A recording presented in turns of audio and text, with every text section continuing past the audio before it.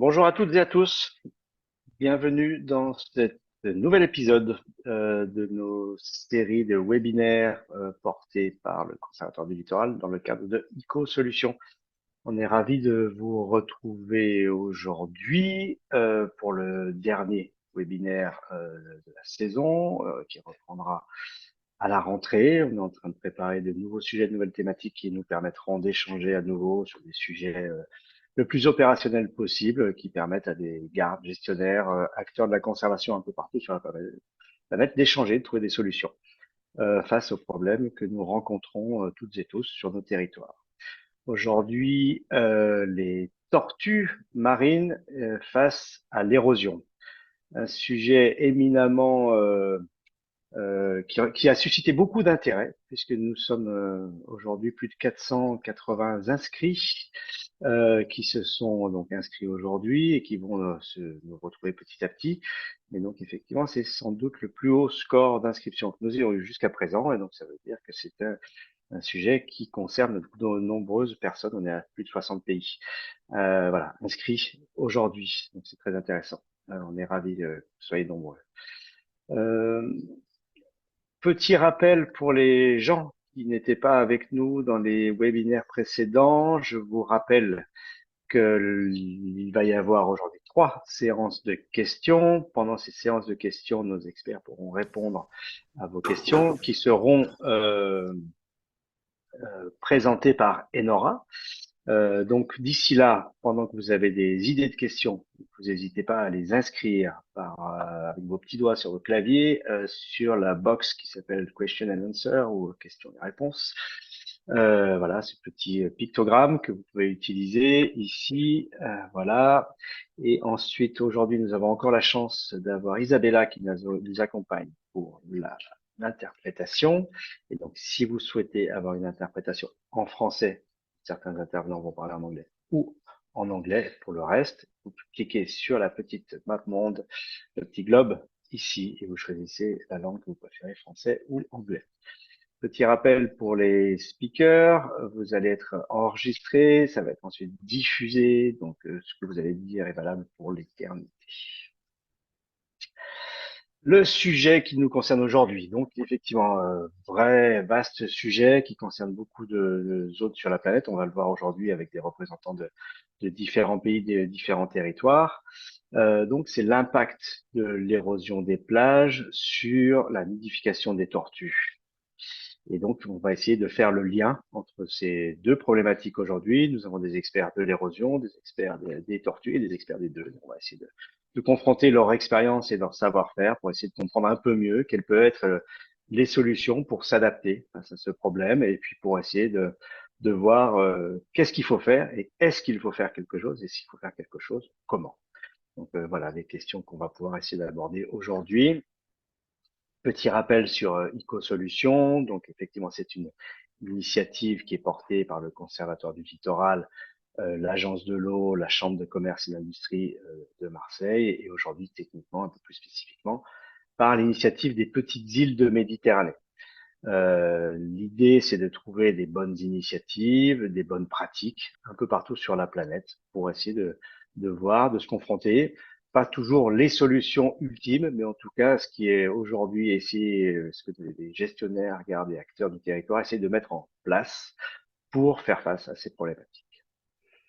Aujourd'hui, l'organisation, eh bien, on retrouve Enora qui sera la question box, qui va pouvoir prendre petit à petit vos questions, les regrouper quand elles sont sur la même thématique, les synthétiser et puis les reposer ensuite, elles, directement aux intervenants. Cyrielle assure le back-office. Si vous avez des problèmes techniques ou logistiques, n'hésitez pas à l'interpeller sur la, la boîte de discussion, voilà, classique. Et comme je vous le disais précédemment, Isabella Ranieri organise aujourd'hui l'interprétation et je vais essayer de parler moins vite pour lui faciliter le travail. Une très belle brochette d'experts aujourd'hui. Didier, Alexandre, Sophie, Samir, Juan, Hugo et Jonathan vont se succéder pour évoquer ces différents sujets d'érosion, de nidification, quelques solutions, quelques pistes qui sont testées aujourd'hui. Je leur laisserai la parole dans une minute pour qu'ils se présentent rapidement. Voilà, j'en dis pas plus à leur sujet. Donc, le programme sera en 4 grandes parties. Une première introduction qui parlera des enjeux de l'érosion au sens large, un peu partout sur la planète, l'impact que peut avoir cette érosion sur les tortues marines.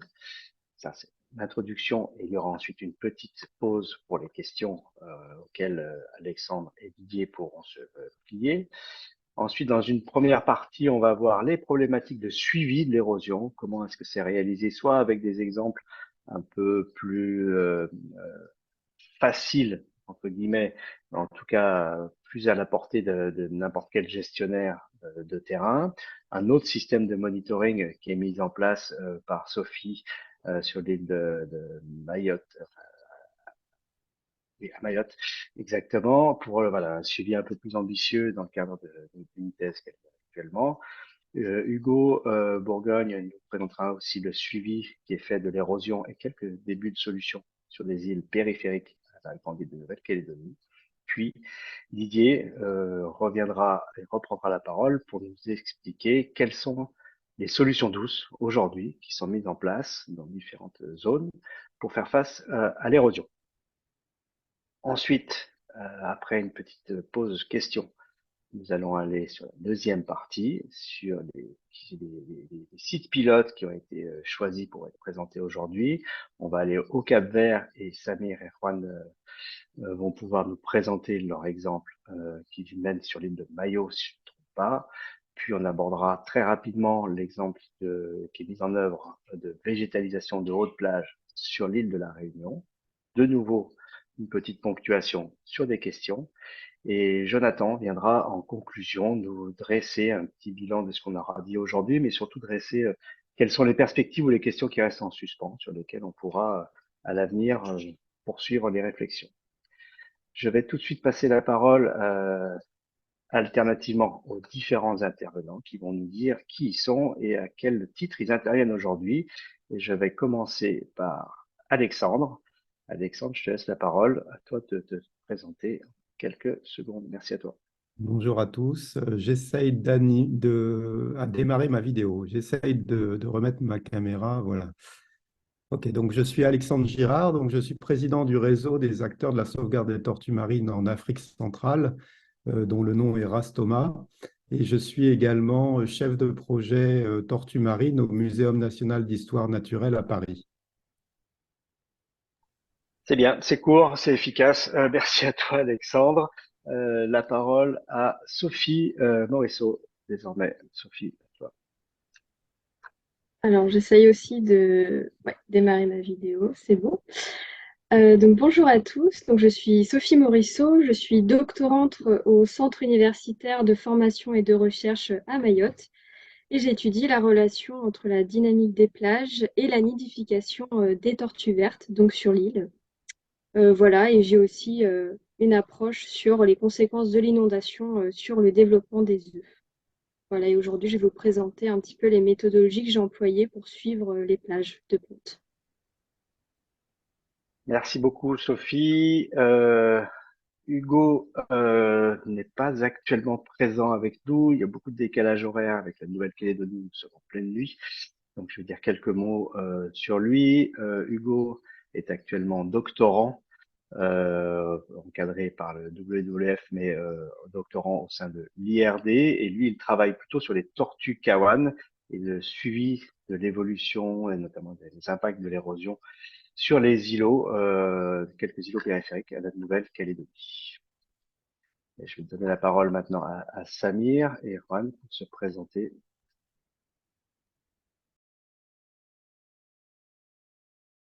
Yes, thank you. Good afternoon, everyone. My name is Samir Martins. I'm from Cape Verde. I work with sea turtle, especially in Boa Vista Island. Our work focus principally in nesting beach, protect female from poachers, but we conduct some studies like how sea turtle can respond to climate change and some techniques to reduce high mortality of nest in the beach. Thank you. Merci beaucoup, Samir. La parole pour conclure, avant de laisser la parole à Didier Moulis qui va faire sa présentation, la parole à Jonathan pour nous dire qui es-tu. Ok, bonjour à toutes et à tous. Alors moi, c'est Jonathan Monsavon. Je suis chercheur en écologie marine avec une spécialité tortue marine. J'ai travaillé pendant ma thèse sur l'effet du changement du climat sur le développement des embryons de tortues marines.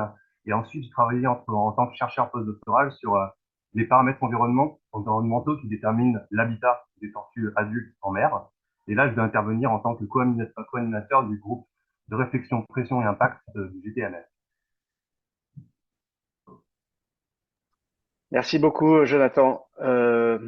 Didier, je te laisse la parole pour te présenter et ensuite la parole est à toi pour l'introduction sur les grands principes qui régissent la dynamique littorale. À toi la parole une fois que tu as ouvert ton micro. Oui, ça y est, tout est visiblement OK. Donc, je me présente. Bonjour à toutes et à tous. Je m'appelle Didier Moulis. J'ai une formation d'agronomie et j'ai travaillé pendant très longtemps, plus d'une trentaine d'années, sur la gestion des espaces protégés. Et je me suis un peu spécialisé sur les problèmes d'érosion côtière, de recul des côtes, de réhabilitation et de gestion et de réhabilitation, des cordons dunaires.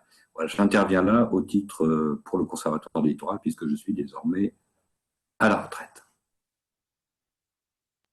Merci beaucoup Didier. Donc à toi, je te passe la parole.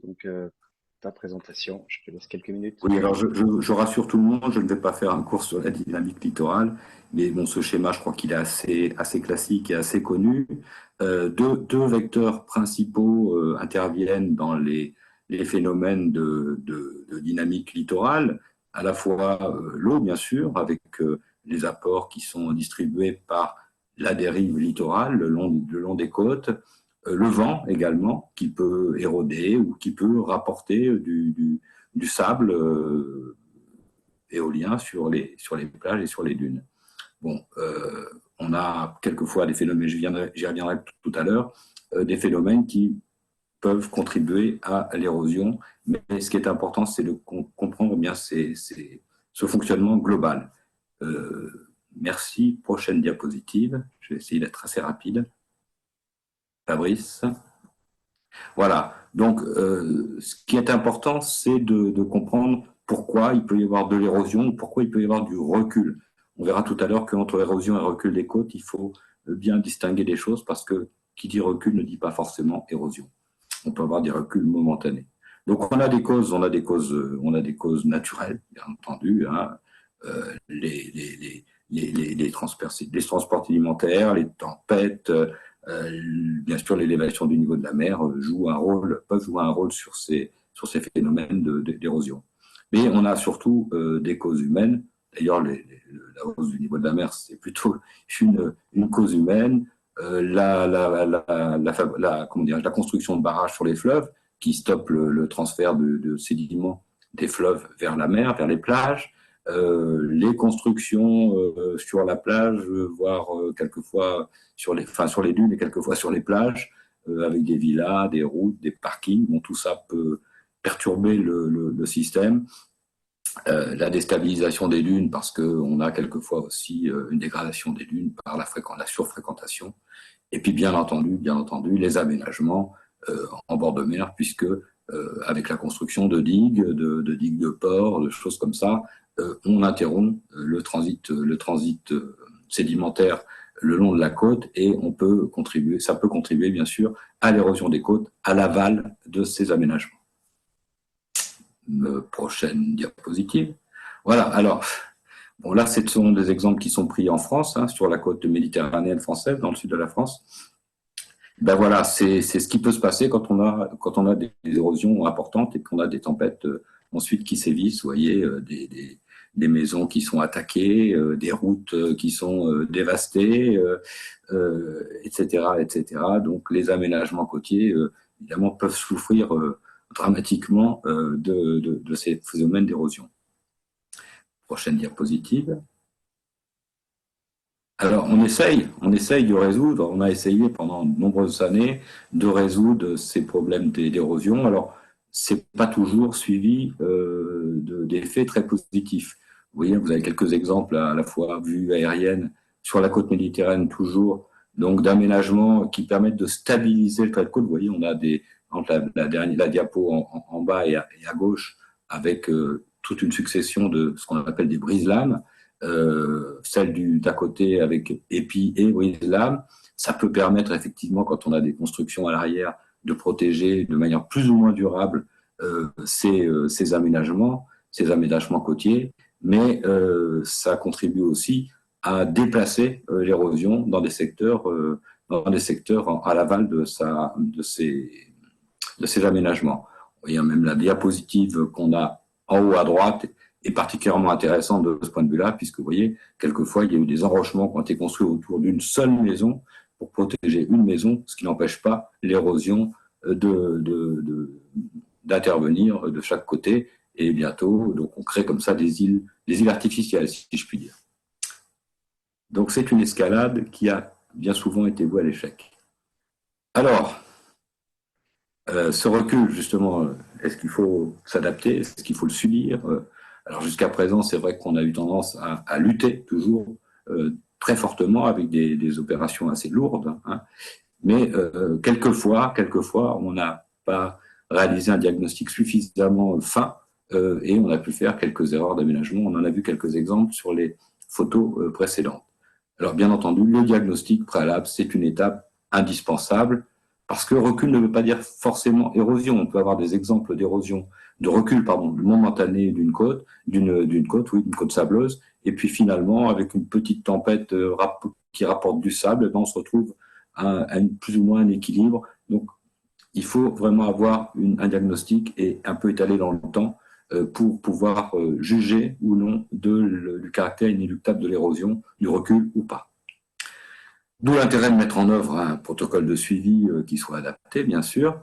Et donc, avant d'agir, il faut avoir une vision d'ensemble. Ça, c'est assez évident. Il faut déterminer les causes le plus précisément possible. Et puis surtout, analyser, hiérarchiser les enjeux parce que on a des enjeux qui, quelquefois, ne méritent pas qu'on mette en œuvre des millions d'euros avec des ouvrages très lourds qui, de toute façon, poseront d'autres problèmes. Voilà, j'espère avoir été pas trop long et suffisamment clair. Contrat rempli, Didier. Merci beaucoup. On touche du doigt ce problème d'érosion. On voit effectivement où sont les causes naturelles et les causes anthropiques. On va te passer la parole maintenant à Alexandre et après on vous posera à tous les deux des questions qui concernent vos deux interventions. Alexandre, je te donne la parole pour nous rappeler un peu le contexte de ces enjeux qui croisent érosion et nidification de tortues. Merci Fabrice. Oui, donc moi je vous parle en tant que président du Rastoma, parce que j'ai fait un peu vite tout à l'heure. Donc le Rastoma, c'est un réseau des acteurs de la sauvegarde des tortues marines en Afrique centrale. Moi, je suis d'origine française et j'agis bénévolement en Afrique centrale en tant que président élu de ce réseau. Diapo suivante.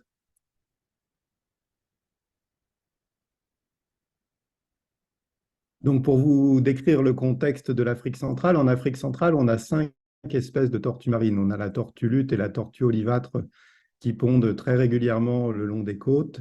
On a également des pontes un peu plus rares de tortues vertes et on peut rencontrer également la tortue imbriquée, essentiellement à Sao Tomé et Principe, et un tout petit peu de tortue kawan, mais vraiment anecdotique. Et donc, dans ce contexte de l'Afrique centrale, où on a des pontes de 5 espèces de tortues marines, on a un phénomène d'érosion qui est très intense et une dynamique de côte intense. Et on a également une rapide anthropisation, c'est-à-dire qu'en Afrique centrale, les populations ont tendance à se concentrer le long des côtes. Donc, on a des grandes villes qui se développent et des économies aussi liées à des ports en eau profonde. Et donc, une forte urbanisation et des installations côtières qui se développent très rapidement et qui occasionnent également une érosion causée par l'homme. Diapo suivante. Et donc la question se pose, donc on a ces tortues marines et on a l'érosion et on se pose la question de l'impact de cette érosion sur les tortues marines. Alors donc il y a quelque chose qui est très clair, c'est qu'on voit souvent des cassures du profil de plage et donc dans ce profil de plage, parfois il y a des nids. Et donc dans les photos que vous pouvez voir en haut à droite, là on voit des œufs qui apparaissent et ça c'est une situation assez fréquente en Afrique centrale, c'est-à-dire que la bande sableuse se casse et ça occasionne la destruction de nids. L'érosion peut avoir d'autres effets parce que ce n'est pas uniquement le problème de la destruction ou la dégradation d'un nid qui est l'effet de l'érosion. L'érosion peut aussi modifier la viabilité de la plage pour la ponte, pour l'accueil de la femelle, puisque pour qu'il y ait ponte, il faut que la femelle s'approche du littoral, monte sur la plage, creuse le sable et dépose ses œufs. Et donc, par exemple, si on a des phénomènes d'accrétion, c'est-à-dire d'accumulation de sable, on peut voir la pente de la plage augmenter, ce qui peut gêner l'atterrissage des tortues pour la ponte. On peut aussi avoir des phénomènes d'érosion qui réduisent l'épaisseur de sable disponible. Et donc, ça limite la possibilité de creuser le sable pour la femelle et de déposer ses œufs. Et enfin, un dernier effet de l'érosion qui est le plus dramatique, c'est la disparition pure et simple de la plage. Et donc, vous voyez par exemple en bas à droite, ça c'est une jetée, enfin une construction bétonnée qui a été construite pour lutter contre l'érosion, c'est-à-dire pour protéger les installations humaines des effets de l'érosion. Mais le résultat, c'est que la plage disparaît et donc l'habitat de ponte des tortues disparaît purement et simplement. Et donc ça, c'est l'effet le plus radical de l'érosion et on constate ça en Afrique centrale. Diapo suivante. Alors donc, une fois qu'on a conscience des effets potentiels de l'érosion sur les nids de tortues marines, en Afrique centrale et ailleurs, et nous, en tant que réseau d'acteurs de la société civile pour protéger les tortues, on s'est posé la question, qu'est-ce qu'on peut faire pour protéger les habitats de ponte des effets de cette érosion? Alors, il y a des projets où on fait, par exemple, de la translocation des nids, c'est-à-dire que quand la plage disparaît, on décide de creuser les nids et de déplacer les œufs dans des enclos pour faire une incubation sur un site artificiel et protégé. Et donc, vous voyez les photos à gauche. Là, on voit David Anganda en RDC qui est en train de relâcher des bébés tortues qui ont été produits dans ces écloseries. Et en bas, vous voyez aussi des enfants qui relâchent ces tortues et c'est aussi l'occasion de faire de la sensibilisation à partir des écloseries. Mais cette solution, finalement, on peut se poser la question, est-ce que c'est viable sur le long terme? Puisque quand un habitat de ponte disparaît, est-ce qu'il est judicieux, finalement, de faire de l'incubation artificielle pour relâcher des tortues qui reviendront pondre dans la même zone quand elles seront adultes et ne pourront pas trouver de site pour pondre? Deuxième solution face à l'érosion, et ça c'est la solution pour protéger souvent les installations humaines, on décide de construire des empierrements, de construire des digues, de construire des murs. Alors ça marche pas mal, comme le présentait Didier tout à l'heure, ça protège les habitats humains, mais très rapidement, la bande sableuse disparaît et finalement, la conséquence pour les tortues marines, c'est pas bon puisque l'habitat de ponte disparaît purement et simplement. Et donc, dans le contexte de l'Afrique centrale, on s'est posé la question, quelle solution on peut chercher qui serait une solution viable sur le long terme, mais bénéfique pour les habitats de ponte des tortues marines. Et donc, on s'est dirigé vers des solutions fondées sur la nature. Et on a pris notamment l'exemple de Kélonia à La Réunion, qui a tenté des solutions de végétalisation. Donc, nous, en Afrique centrale, sur ce modèle-là, on s'oriente plus sur des solutions de protection de la végétation en arrière-plage ou de plantation de végétation pour augmenter la stabilité du littoral, augmenter la résilience au changement climatique et augmenter la résistance à l'énergie de la mer. Donc, dans l'idée d'obtenir des plages de ponte qui persistent et qui durent. Diapo suivante. Mais bon, une fois qu'on s'est dit qu'on voulait des solutions fondées sur la nature, en fait, on n'a fait que la moitié du chemin parce que, comme le disait Didier, déjà, avant d'agir, il faut faire un diagnostic et on ne sait même pas quelle est exactement la situation. On voit bien qu'il y a de l'érosion, on voit bien que parfois des nids sont détruits par la cassure du profil de plage, mais on ne connaît pas le bilan réel de la situation. Et donc, c'est dans ce contexte-là qu'on a réfléchi et on s'est dit qu'il fallait faire un diagnostic et donc un bilan en termes de linéaire de plage disponible pour les pontes de tortues marines, et au-delà du linéaire, donc de cet aspect quantitatif, aussi évaluer l'aspect qualitatif de la plage, c'est-à-dire la qualité de la plage et de sa viabilité pour les pontes de tortues marines. Viabilité pour accueillir une femelle qui vient pondre et qui vient creuser, et viabilité pour l'incubation des œufs qui nécessitent certaines caractéristiques, certaines températures de sable, etc. Et donc, ce diagnostic, il est nécessaire pour savoir où agir, et il est aussi nécessaire pour savoir comment agir, parce que nous, on a envie de mettre en place des solutions fondées sur la nature, mais avant de mettre en place ces solutions, il faudrait bien vérifier que les solutions techniques qu'on propose sont viables et promettent d'être efficaces. Donc, c'est dans ce contexte-là qu'on a décidé de faire un diagnostic que je vous présenterai dans mon prochain diaporama. Merci beaucoup. Merci beaucoup, Alexandre. Effectivement, c'est une bonne entrée en matière. Le décor est posé.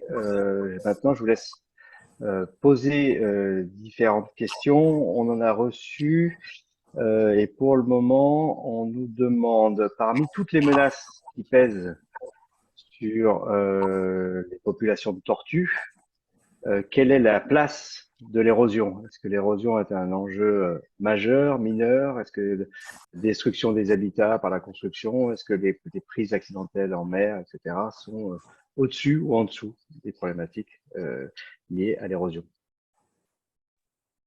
Alors, si je peux apporter quelques éléments de réponse, l'érosion, c'est un phénomène global. Donc, il y a du mouvement qui est lié à divers phénomènes, et notamment le changement climatique au niveau mondial, qui fait que les phénomènes climatiques extrêmes sont de plus en plus nombreux. Et donc, la dynamique des traits de côte a tendance à augmenter au global. Donc, on peut imaginer que l'effet est cumulatif et global et donc qu'il est important. Quant à classer les différentes menaces et placer l'érosion parmi les différentes menaces qui pèsent sur les tortues marines, comme je l'ai un peu dit dans mon diaporama, en fait, on n'a pas d'état des lieux clair de la situation. Pour se faire une idée de la situation, il faudrait avoir un bilan du nombre de kilomètres d'habitat de ponte impactés par l'érosion dans les différents sites de ponte à travers le monde. Et il faudrait aussi être capable d'évaluer l'effet des changements des caractéristiques des plages en lien avec l'érosion sur les tortues marines. Et c'est deux questions qui restent complètement ouvertes et qu'il reste à approfondir. Donc à ce stade, moi, je ne suis pas capable de dire l'érosion est plus, enfin, de classer l'érosion parmi les menaces qui pèsent sur les tortues marines. Alors, au-delà de l'érosion, quelles sont les menaces principales, plus ou moins dans l'ordre, ou en tout cas le tiercé, tiercé perdant? Actuellement, la pêche est une menace vraiment de première importance. Pareil, avec un impact global, et là qui est un peu plus évalué. On a des articles qui ont tenté d'évaluer l'effet cumulatif de la pêche au niveau mondial, et clairement la pêche est une des principales menaces qui pèsent sur les tortues marines actuellement. Ça ne veut pas dire que l'érosion n'est pas dans le même domaine d'impact, hein. C'est que juste on ne le sait pas. Je pense qu'on a beaucoup mieux évalué. On s'est plus intéressé à la pêche, à l'impact de la pêche qu'à l'impact de l'érosion sur les tortues marines, d'où l'intérêt de déblayer ce sujet aujourd'hui. Après, ça dépend aussi des régions du monde, mais il y a aussi des régions du monde où le braconnage a un impact notable sur les tortues marines, la collecte des œufs, ça dépend un peu des contextes. Merci beaucoup. Une question naïve, mais que je trouve intéressante. Est-ce qu'avant les humains, il y avait déjà de l'érosion, Didier? Avant les humains. Ou en gros, est-ce que toute l'érosion est imputable purement à la présence humaine? Non, bien sûr que non. Mais c'est vrai que ces dernières décennies, l'érosion s'est accrue un petit peu partout. Et je pense particulièrement en Afrique où on a eu tout un tas d'infrastructures qui ont été construites dans une période relativement récente, mais en France également aussi, hein, peut-être à une autre échelle.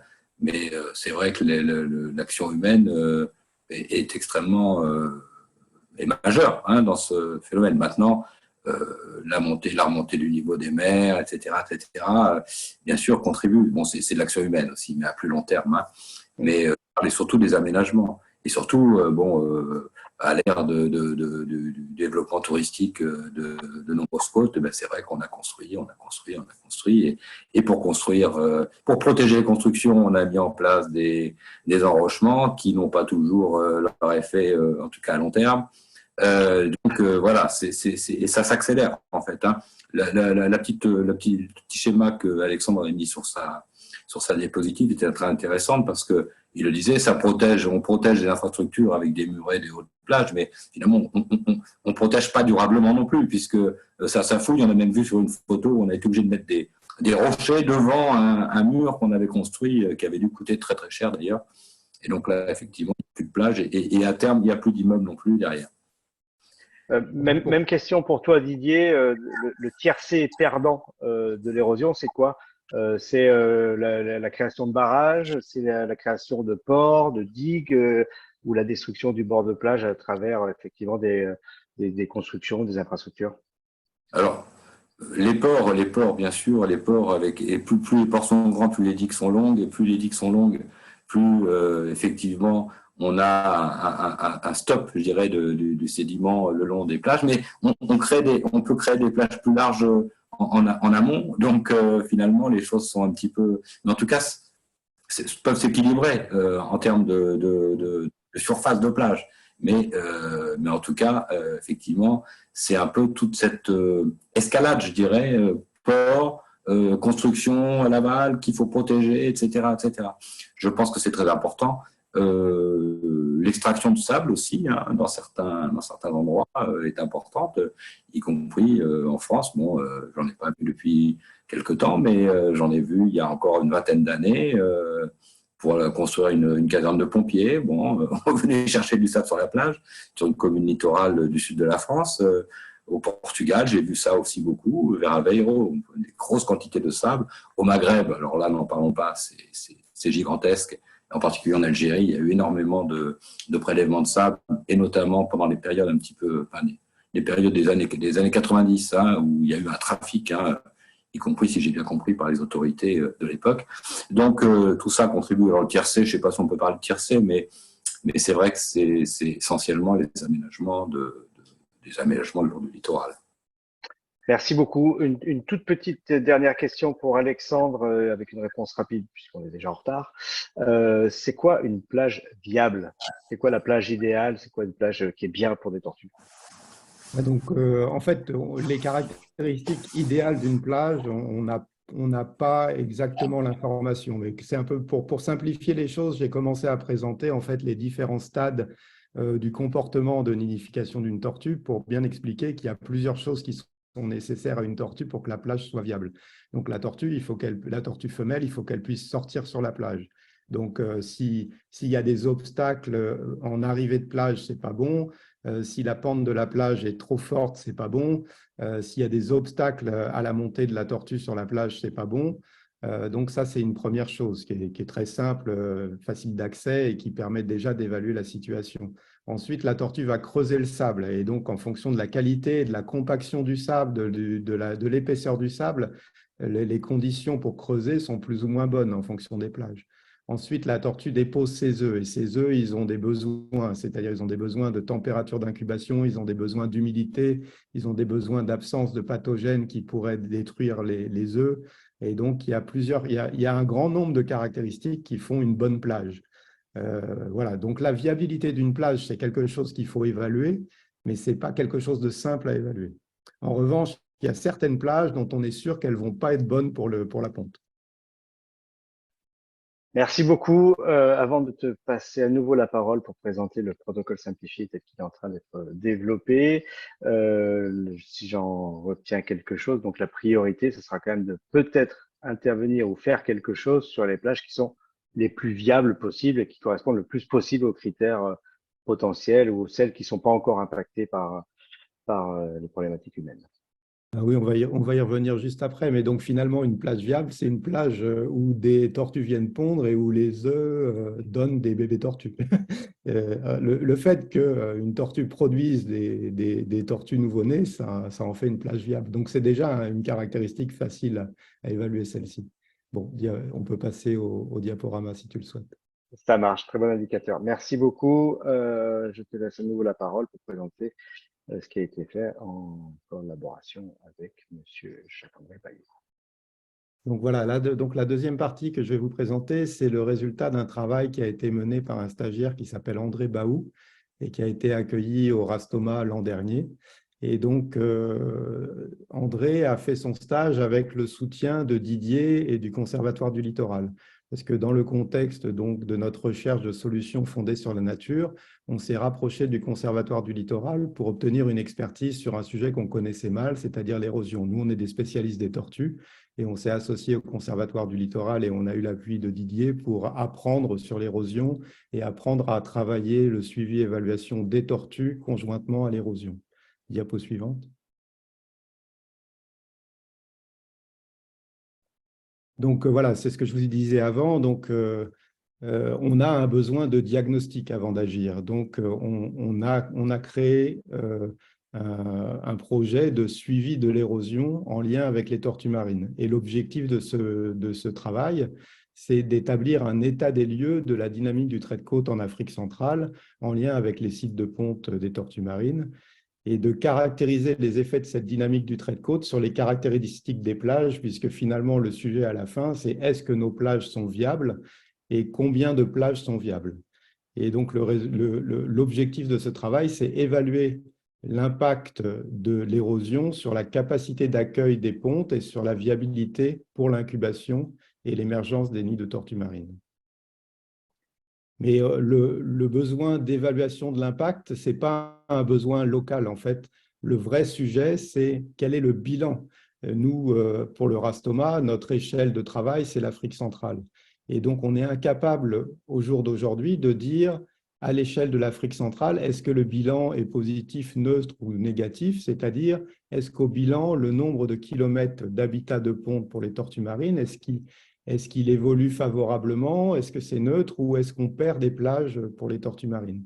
Et ça, c'est quelque chose, c'est une donnée qu'on n'a pas. Donc, c'est vraiment le but de ce travail, c'est d'accéder à cette information pour ensuite décider d'agir et agir le plus efficacement possible, c'est-à-dire en priorisant l'action, prioriser géographiquement et prioriser quelle solution on choisit. Diapo suivante.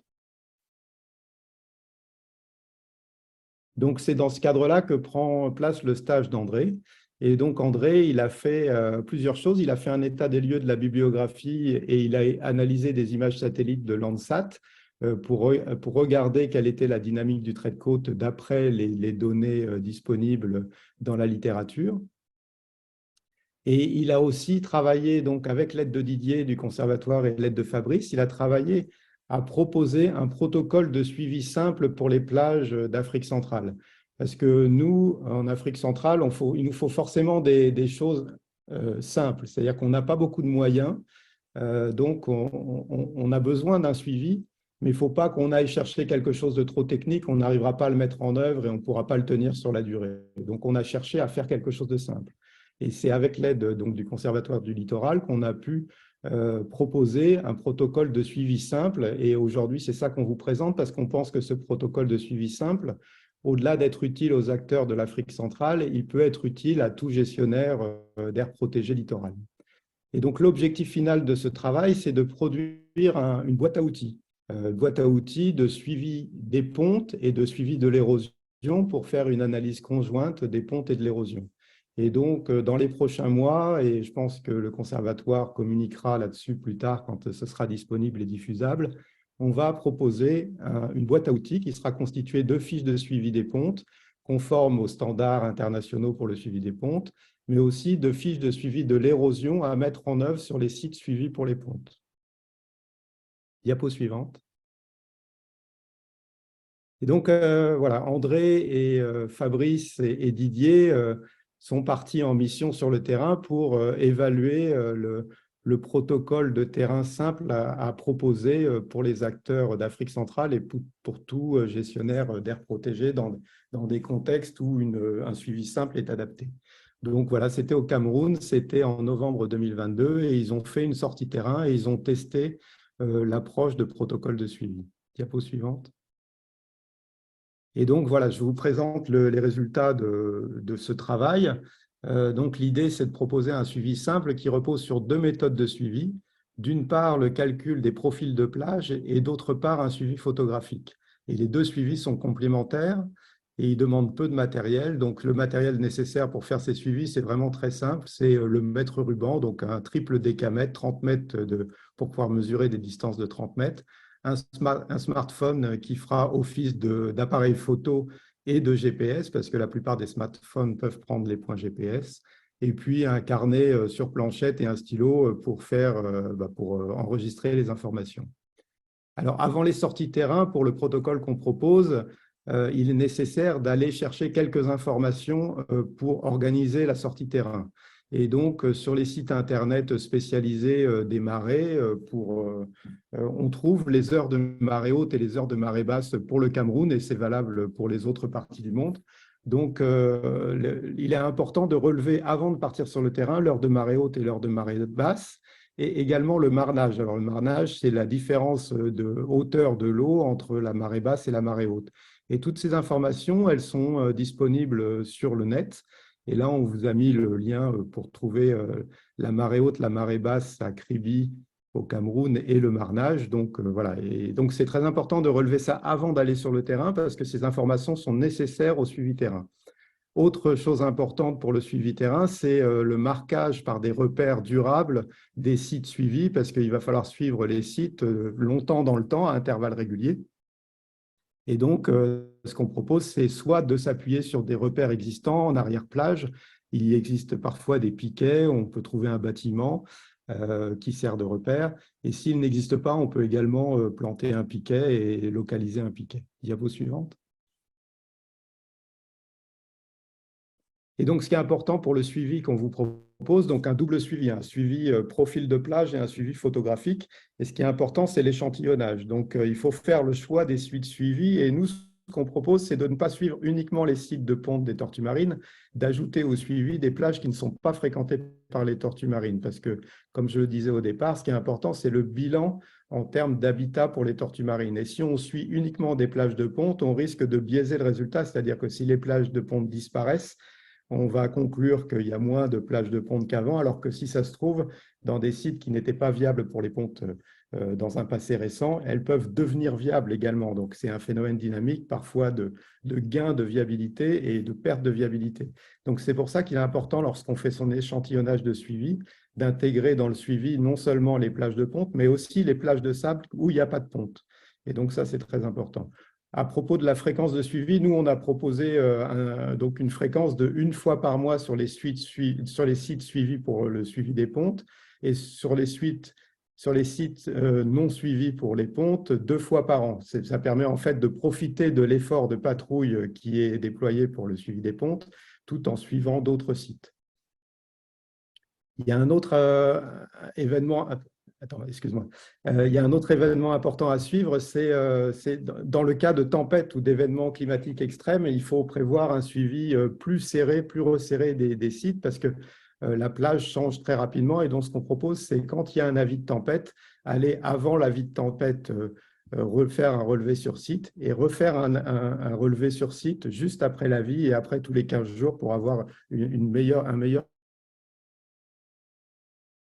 suivi de l'évolution autour des tempêtes. Diapo suivante. Donc, le profil de plage, c'est simple en fait. Donc, comme je vous l'avais dit, il faut partir sur le terrain avec deux informations très importantes, la marée haute, la marée basse, et une troisième information, le marnage. Donc, la différence de hauteur de la mer entre la marée haute et la marée basse.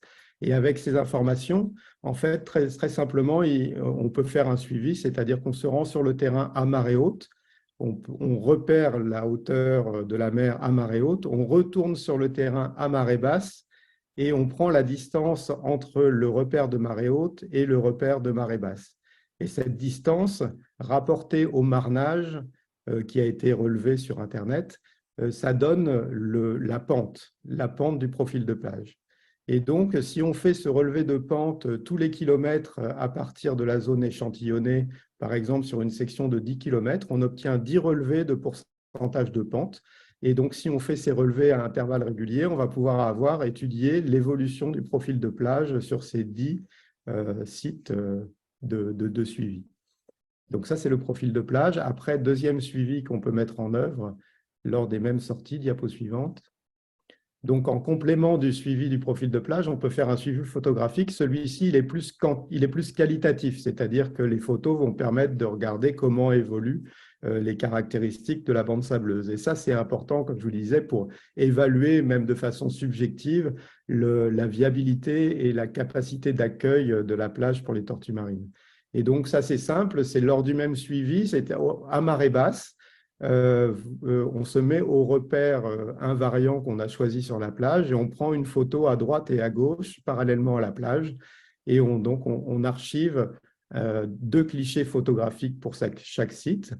Et donc, après, de suivi en suivi, on pourra voir l'évolution qualitative de la plage qu'on a photographiée. Et donc, ces données, il faut les archiver. Alors ça, c'est important aussi, la bancarisation.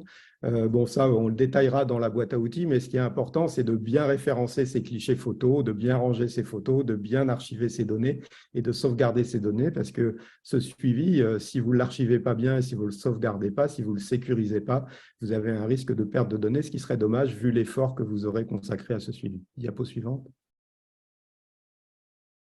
Et donc voilà, donc le but de tout ça, c'est de faire un diagnostic. Alors là, on vous propose quelque chose de très simple, donc la conjonction d'un profil de plage et d'un suivi photographique.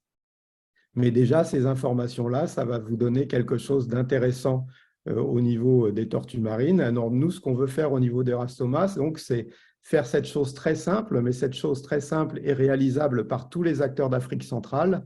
Donc, la boîte à outils qu'on va construire, on va la diffuser dans notre réseau et chaque acteur dans chaque pays d'Afrique centrale va mettre en œuvre le protocole et à la fin, on va avoir un bilan des profils de plage à l'échelle de l'Afrique centrale. Donc, on disait actuellement, on n'a pas la réponse à cette question.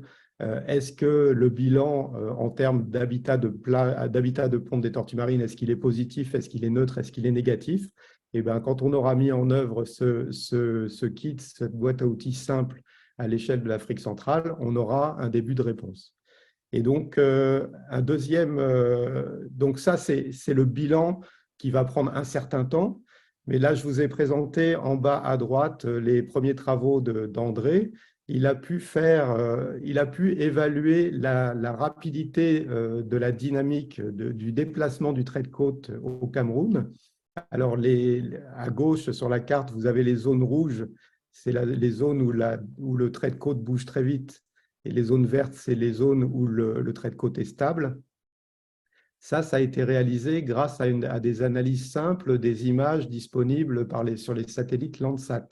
Et donc, dans les projets, c'est faisable. Avec un tout petit peu de technique, on peut évaluer la dynamique du trait de côte et repérer les endroits où ça bouge beaucoup. Donc, à gauche, c'est la dynamique du trait de côte sur la carte en bas à gauche. À droite, sur la carte en bas à droite, c'est les sites de ponte des tortues marines. Et donc, quand on met en relation les sites de ponte et l'activité de ponte des tortues marines avec la dynamique du trait de côte, on repère très rapidement les zones prioritaires pour l'action. Donc, nous, ce qu'on propose, c'est dans les zones rouges, oranges, d'agir prioritairement en attendant d'avoir des réponses plus approfondies sur le bilan réel de l'érosion et de son impact sur les tortues marines. Donc, on propose de mélanger à la fois de l'action dans l'urgence sur les sites importants pour les tortues marines, tout en approfondissant la question de est-ce qu'il y a réellement à l'échelle macroscopique, est-ce qu'il y a réellement un problème pour les tortues marines avec l'érosion? Voilà, merci beaucoup. Merci beaucoup, Alexandre. Gardez vos questions après ce passage. Il va y avoir à nouveau ensuite Sophie, Hugo, si on arrive à se connecter, et Didier. Mais effectivement, une des questions concernait les images satellites, plus précisément Landsat. Tu as commencé à l'aborder, mais on va vous poser les questions tout à l'heure. Merci encore pour cette synthèse très précise. Sophie, Morisseau, depuis Mayotte, si vous pouvez nous en dire plus sur vos méthodes de suivi de l'érosion, plus spécifiquement dans le cadre de vos réflexions et de votre analyse, nous en serions ravis et enrichis. À vous la parole. Alors oui, moi je vais vous présenter du coup une méthodologie qui est un petit peu plus complexe à mettre en œuvre, mais cette fois-ci, on va suivre l'ensemble de la plage. Diapo suivante. Donc en fait, je vais utiliser une technique à l'aide d'un drone pour avoir l'altitude de toute ma plage. Alors moi, j'en ai besoin effectivement pour mes travaux de recherche, car j'aimerais vraiment comprendre l'ensemble des processus qui régit les dynamiques morphologiques, à l'échelle saisonnière, mais aussi interannuelle, et ensuite de voir si ces dynamiques ont un effet sur la distribution des nids et s'il y a un risque pour les nids de phénomènes d'érosion ou d'accrétion. Donc pour ça, j'ai mis un protocole pour un suivi à haute résolution. Diapo suivante. Donc à l'aide d'un drone. Donc le drone, eh bien, le principe, c'est qu'il prend plein de photos et par reconstitution photogrammétrique, eh bien, je vais avoir ma plage en 3D.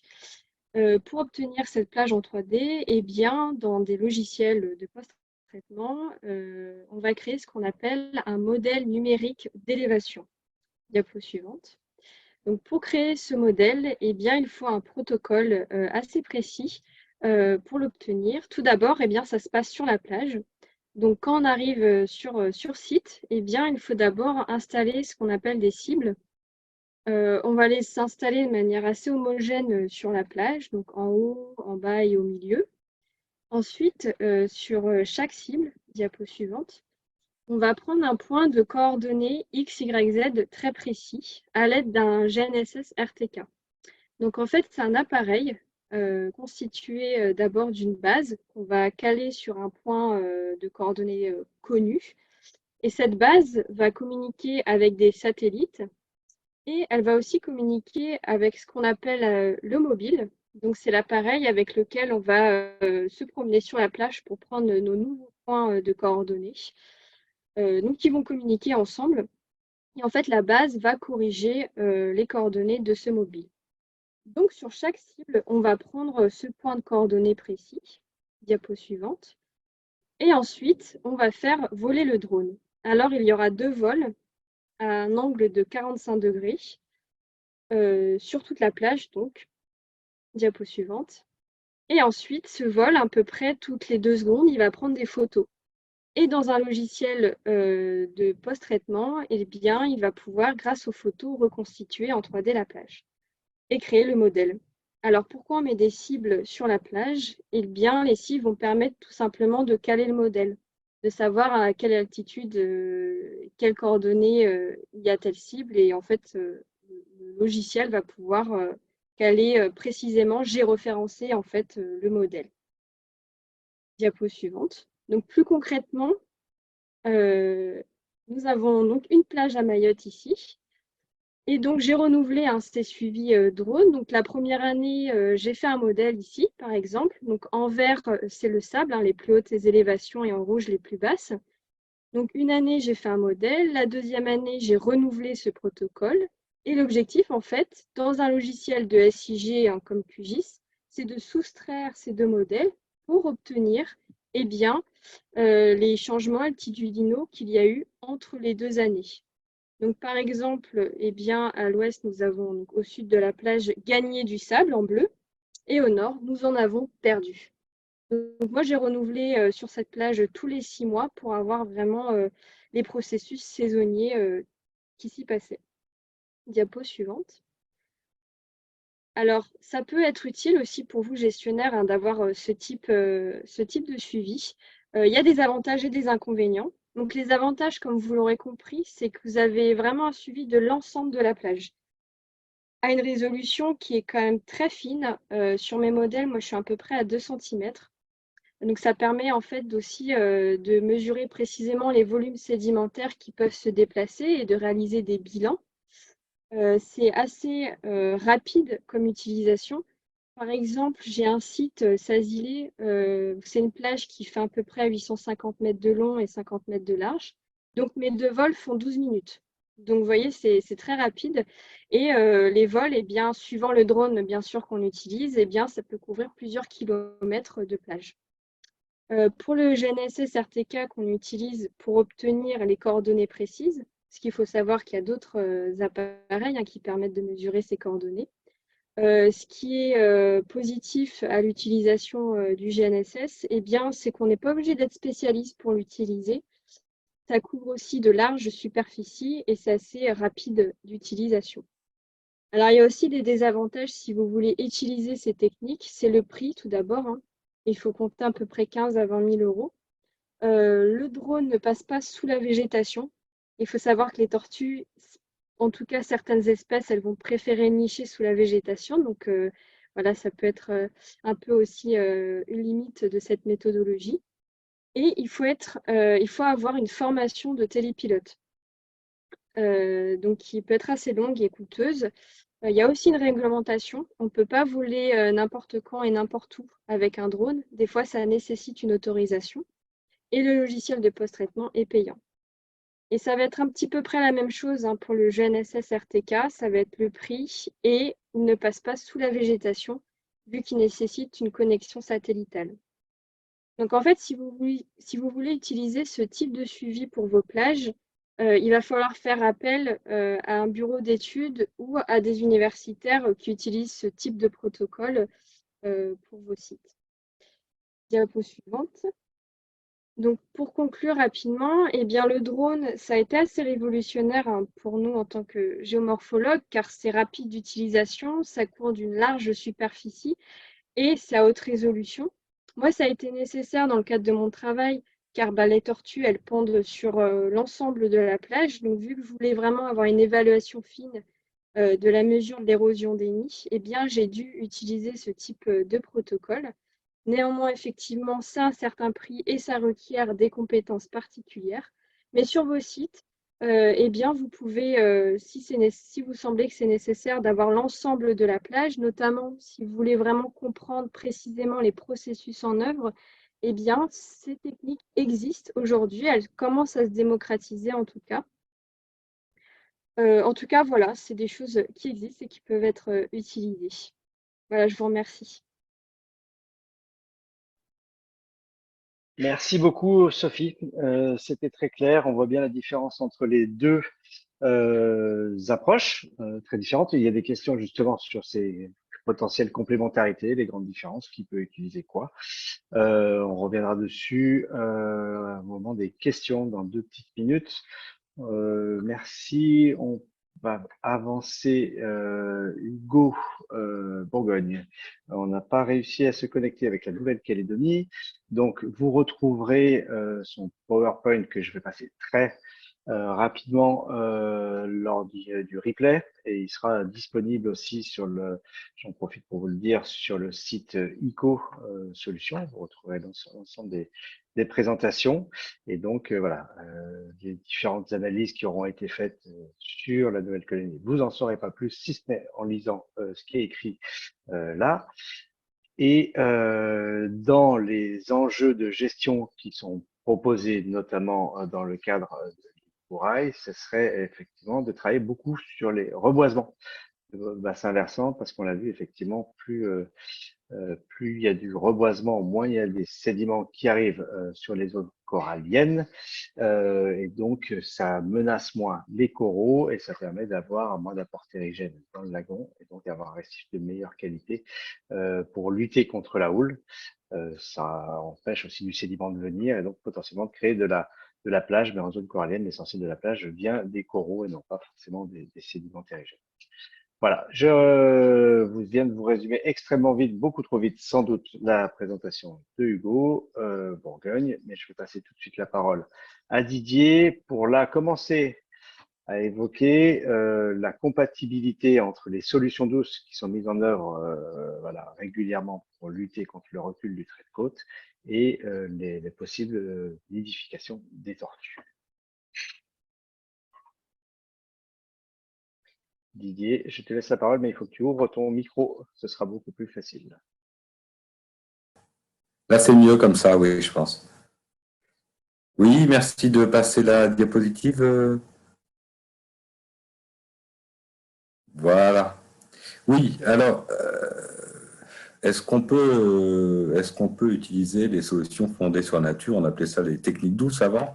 Maintenant, le vocabulaire a évolué. Alors, il y a pas de remède miracle, hein. En fait, on l'a vu tout à l'heure avec les exemples des ouvrages lourds, par exemple. C'est pas des SFN, hein, bien sûr, mais c'est un peu la même, je veux dire, la- c'est des exemples qui montrent aussi que ce ne sont pas, il n'y a pas de remède miracle. Alors d'une part, on ne peut pas toujours lutter à l'échelle locale contre les déviations du niveau de la mer, enfin même jamais.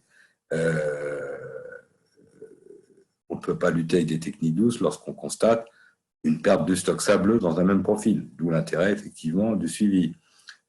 Qu'il soit léger comme celui qui a été préconisé au Cameroun parce qu'on disposait de peu de moyens, ou qu'il soit plus sophistiqué comme celui qui vient d'être présenté et qui a bien sûr beaucoup d'avantages. Euh, Lorsqu'on a mis en place des aménagements structurants, on l'a vu aussi, eh ben on ne peut pas reconstituer un système littoral quand il y a quasiment plus rien. Mais dans certains cas favorables, on peut au moins ralentir le recul. Alors, je préfère parler de recul que d'érosion, hein. Lorsqu'on a une déstructuration du système qui est liée à, par exemple, à la disparition des dunes, à la disparition du couvert végétal, protecteur, voilà. Alors, je vais vous donner quelques exemples qui ne sont pas... Merci de la passer la diapo d'après, s'il te plaît, Fabrice. J'attends 2 secondes. Ah, voilà. Bon, alors, excusez-moi, je pensais qu'on arrivait à des photos. Bon, bien sûr, il faut d'abord essayer d'agir sur les causes.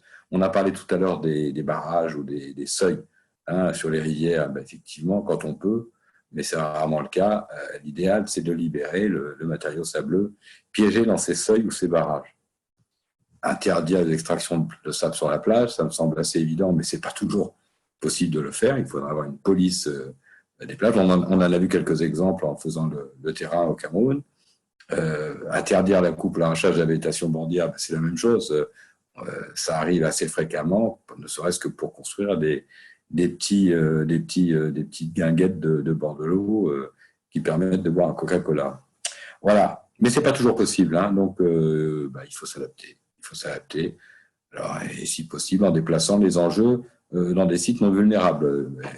On en a parlé tout à l'heure. Enfin, Alexandre en a parlé tout à l'heure. C'est vrai que les tortues, moi je ne suis pas un spécialiste des tortues, mais si j'ai bien compris, quand même, les tortues peuvent une certaine plasticité dans l'endroit où elles vont pondre. Et c'est vrai qu'à l'échelle d'une plage, on a souvent des phénomènes d'érosion d'un côté, des phénomènes d'accrétion de l'autre. Donc là, il peut y avoir des transferts de ces enjeux. Merci. La diapositive. Alors justement, les diapositives suivantes, ce sont des photos. Alors ça c'est pas adapté aux tortues, hein, je suis désolé, mais c'est quelque chose que je connais un petit peu. J'y ai travaillé depuis 1983, d'ailleurs sur un terrain du conservatoire du littoral dans le sud de la France. Alors c'est les ganivelles. Alors les ganivelles, c'est un matériau, hein, c'est les petits clayettes de bois, mais souvent c'est utilisé pour faire de la mise en défense, empêcher les gens de passer, etc. Là, c'est un exemple qu'on a. Là, l'exemple vient de Tunisie. Là, on a carrément, je veux dire, reconstitué la plage avec du sable qui a été apporté par la mer. À l'avant de côté mer, ça n'a pas été rempli à la pelle, ni mécanique, ni manuel. C'est vraiment la mer qui a rempli ces casiers en venant, plus que lécher d'ailleurs, ces ganivelles. Donc vous voyez que ça peut marcher, mais ça ne marche pas partout. Mais ça peut marcher, et pas seulement avec le sable éolien, pas seulement avec le vent, mais aussi avec la mer.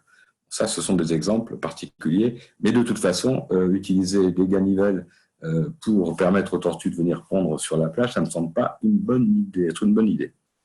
Alors,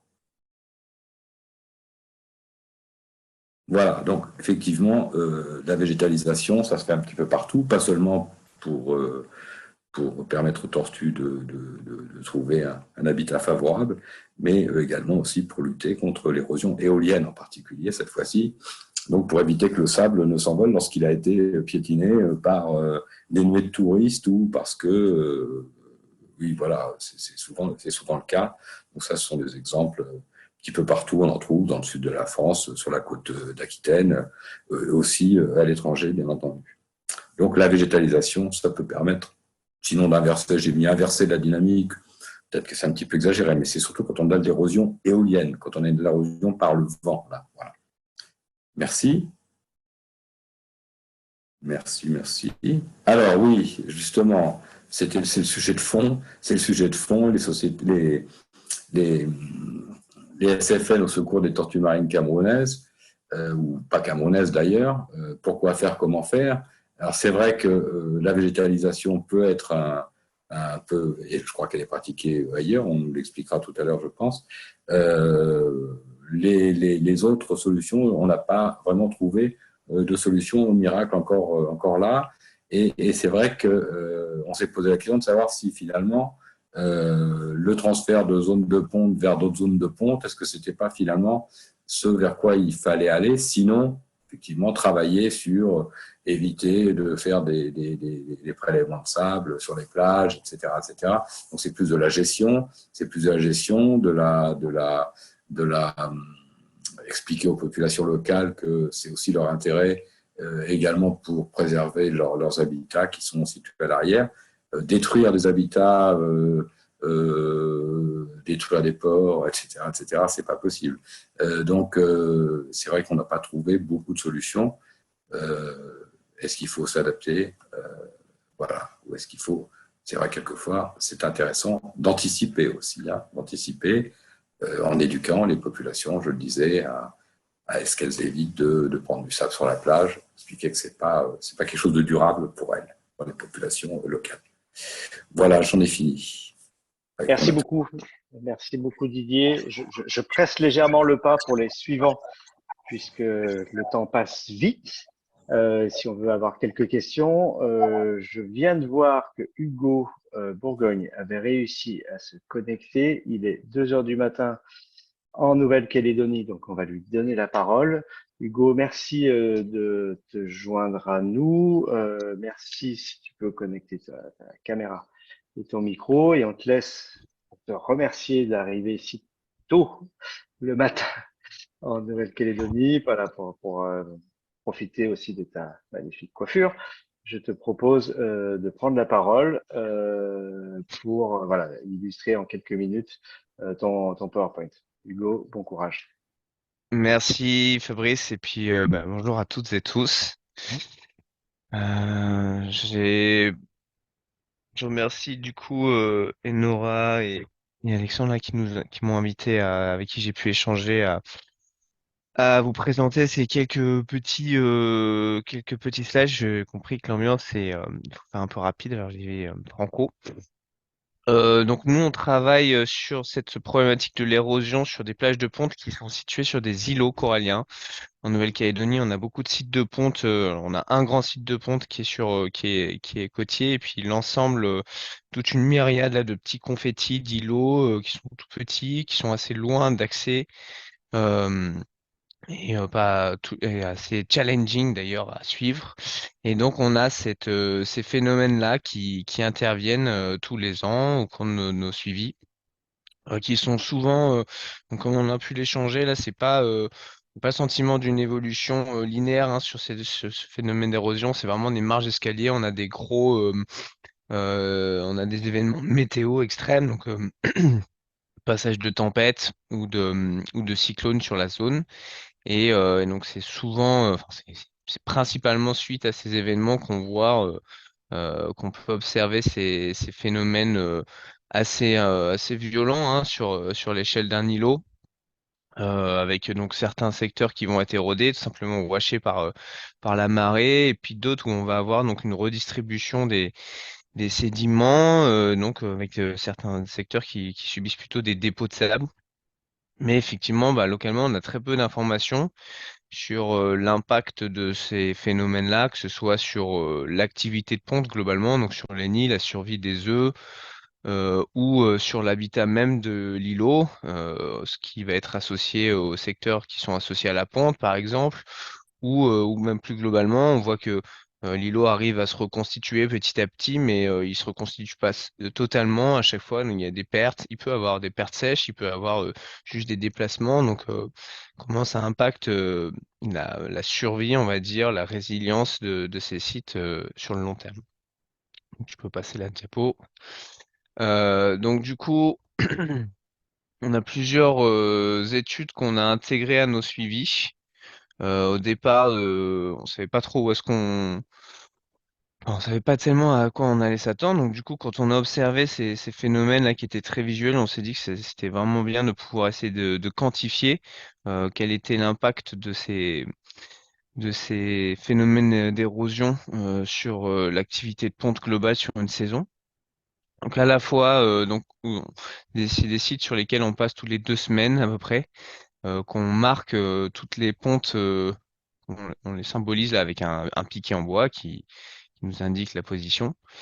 Et donc, bah, suite à un événement climatique, enfin pas climatique, pardon, météorologique intense, on revient systématiquement sur les îlots et on peut ainsi dénombrer combien de nids ont été emportés par les marées visuellement. Donc ça, c'est une première chose.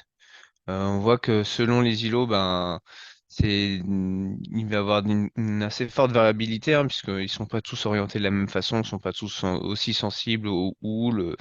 Voilà, il y a beaucoup de paramètres qui rentrent en jeu, donc c'est un petit peu compliqué là-dessus aujourd'hui avec les données qu'on a, hein, d'aller beaucoup plus loin sur cette compréhension. Et puis on s'est rendu compte aussi en creusant certains nids en fin de saison que donc évidemment les secteurs qui avaient été érodés, bon, bah, les nids ont été noyés, mais il y a aussi des dégâts sur des nids sur lesquels il y aurait eu un redépôt d'une couche de sable, puisque ben, en creusant ces nids-là, on s'est rendu compte que en fait les bébés avaient réussi à éclore et à sortir des œufs, mais n'avaient jamais remonté suffisamment haut dans la colonne de sable pour pouvoir émerger, et ce sur plusieurs sites, hein, sur plusieurs nids. Donc là-dessus aussi, on s'est dit qu'on allait systématiquement essayer d'étudier plusieurs nids sur différents secteurs pour pouvoir être en mesure d'extrapoler en fin de saison. Voilà, sur cette partie-là. Ok, et donc la deuxième chose qu'on essaie de suivre, c'est l'impact que ça a sur l'habitat. Donc au cours de la saison et de nos diverses missions de terrain, on a aussi un suivi sur les profils géomorphologiques de ces îlots. Donc à savoir euh, le profil de la plage, la pente, la granulométrie, la présence d'un platier, de roches, quel type de végétation, des choses comme ça. Et donc on a un espèce de classement des types d'habitats en fonction de leur compatibilité biologique. En gros, est-ce qu'ils sont plus ou moins favorables à la ponte? Donc évidemment, une portion de l'îlot où il n'y a que de l'arranchement, bon, c'est très peu favorable. Et puis une portion avec une grande plage, ça le sera plus. Euh, et donc on voit que c'est pas la même diapo, ça peut-être. Bon. On voit que ce qui se passe, c'est que ces portions, on fait le suivi en fait donc ces profils d'îlots et on essaie de suivre ça au cours de la saison plusieurs fois, donc 2 à 3 fois au max, hein, ce qu'on peut faire. Donc voir temporairement au niveau de la saison comment ça évolue. Est-ce qu'on continue à avoir autant de portions de plage qui sont favorables à recevoir des pontes, ou est-ce que ben, ces secteurs-là ils se sont rétrécis? Comment ils évoluent? Est-ce qu'ils reviennent à un moment donné dans la saison ou pas? Donc voilà, c'est ça qui va nous donner un petit peu une idée de comment les tortues peuvent continuer à utiliser cet habitat. Et donc ça, c'est un travail qu'on réalise avec des collègues qui font partie d'un observatoire du littoral de la Nouvelle-Calédonie. C'est une structure rattachée au gouvernement de la Calédonie. Et donc, c'est aussi des collègues qui ont développé une méthode qui permet d'estimer un peu le cycle de vie de l'îlot. C'est-à-dire qu'à partir de photos satellites du trait de côte, ils arrivent à estimer dans le temps quelle est la dynamique d'érosion de l'îlot. Est-ce qu'il est stable? Est-ce qu'il est en train de s'éroder ou est-ce qu'il est plutôt en accrétion, des choses comme ça. Donc toutes ces informations-là qu'on collecte actuellement depuis quelques années permettent de nourrir notre vision de la chose, puisque nous, on essaie de proposer des plans de gestion localement, en tout cas, sur quels îlots, quelles actions prioritaires sur quels îlots mettre en place pour mieux gérer ces zones de ponte. Et donc, cette histoire de l'érosion, évidemment, occupe sa place, à juste titre, hein, puisque bon, ça sert à rien d'essayer de mettre toutes ces billes sur un îlot qui serait en train de disparaître à court terme, en tout cas. Voilà, c'est un petit peu ça le tour d'horizon qu'on fait en Nouvelle-Calédonie. Et donc, dernière partie, on a parlé un petit peu avec Alexandre et Nora d'outils de gestion, donc à quoi mettre en place. Donc, il y a un autre site de ponte donc c'est des tortues Kawan, excusez-moi, je ne vous ai pas précisé, en Calédonie, qui est côtier, qui est connu depuis plus longtemps. Donc, ça fait une vingtaine d'années qu'il y a un suivi et diverses actions dans des outils de réglementation, des actions de sensibilisation ou de suivi qui sont mises en place. Et donc, par exemple, sur ce site-là, on a réfléchi, et il y a des actions et des programmes qui sont en train de voir naître en ce moment. Et donc, la réflexion elle était la suivante, c'était que un récif, enfin, vraiment, nous, on a le sentiment que le premier facteur d'érosion là sur ces sites de ponte, et celui qui a le plus d'impact, c'est ces grandes houles qui arrivent du large lors de ces cyclones ou de tempêtes, voilà. Et donc, ben, la première barrière contre ces houles, ça reste le récif corallien, la grande barrière qu'on a. Il y a des études qui ont montré qu'un récif en forme retenait 30% plus d'énergie de cette houle qu'un récif qui est pas en forme, qui est en mauvais état. Et il se trouve que la première menace pour le récif corallien en Calédonie, c'est l'apport terrigène. C'est un site où il y a beaucoup d'exploitation minière, d'élevage de bétail, des choses comme ça. Donc il y a beaucoup d'érosion dans les montagnes et qui amène des apports terrigènes sur le lagon qui se déposent sur les récifs et qui les étouffent. Et donc, eh ben, on a réfléchi à mettre en place un programme qui permettait de reboiser, alors non plus seulement la plage et les hautes plages pour essayer de limiter l'érosion, ça c'est des choses qui sont mises en place aussi parallèlement, mais aussi l'ensemble de la ripisylve. Donc la ripisylve, c'est la partie forestière, le cordon forestier qui longe la rivière, puisque le site de ponte est juste à l'embouchure d'une rivière, et donc qui va permettre de limiter l'érosion en fait des montagnes et donc l'apport terrigène in fine sur le site de ponte ou en face du site de ponte en tout cas. Donc ça concerne tout le bassin versant et différentes thématiques et problématiques qu'on rencontre.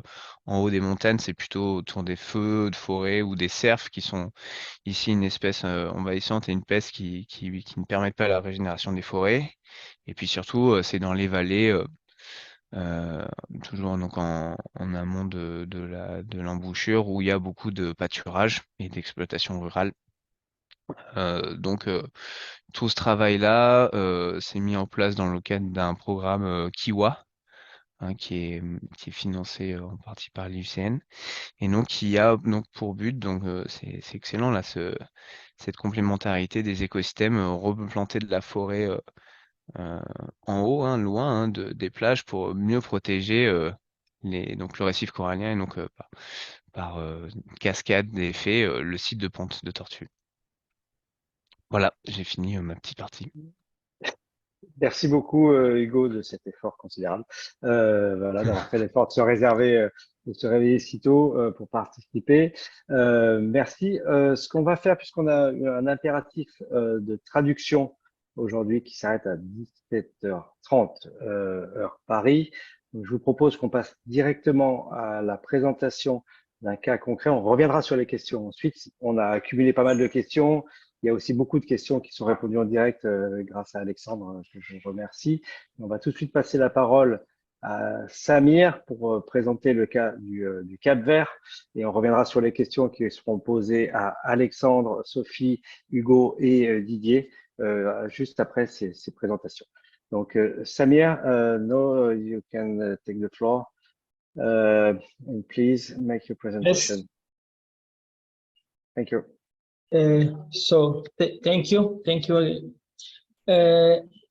In the beginning, I was to present with my friend Juan Patiño, but it's not possible, so I will talk alone.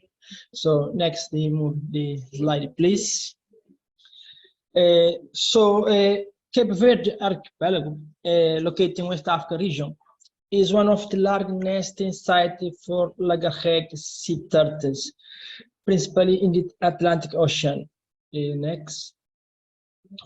The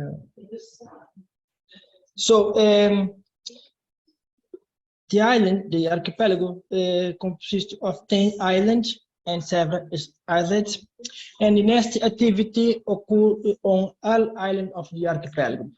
However, Boa Vista Island is that hosts more than 50% of nesting activity, followed by islands like Santa Lucia, Sal Island, and Mayo, totally more 95% of nesting activity in Cape Verde. Next, please.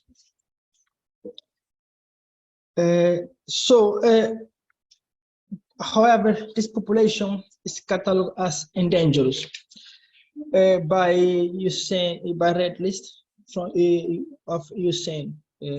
Next. Why is endangered? Is because this population, and like many others, suffer high mortality on nesting beach by poachers mainly for meat consumption. We have a lot of predation from nest by goat crabs. Example, we have a big problem with flooding that destroy many of nesting. So, and this is the flood I will talk about. So next. So in Cape Verde, the main of nesting activity are flat, and during the high tide, the nest suffer high destruction by flooding. So next. This threatens make this population included in the list of the 11 most endangered population around the world. Next.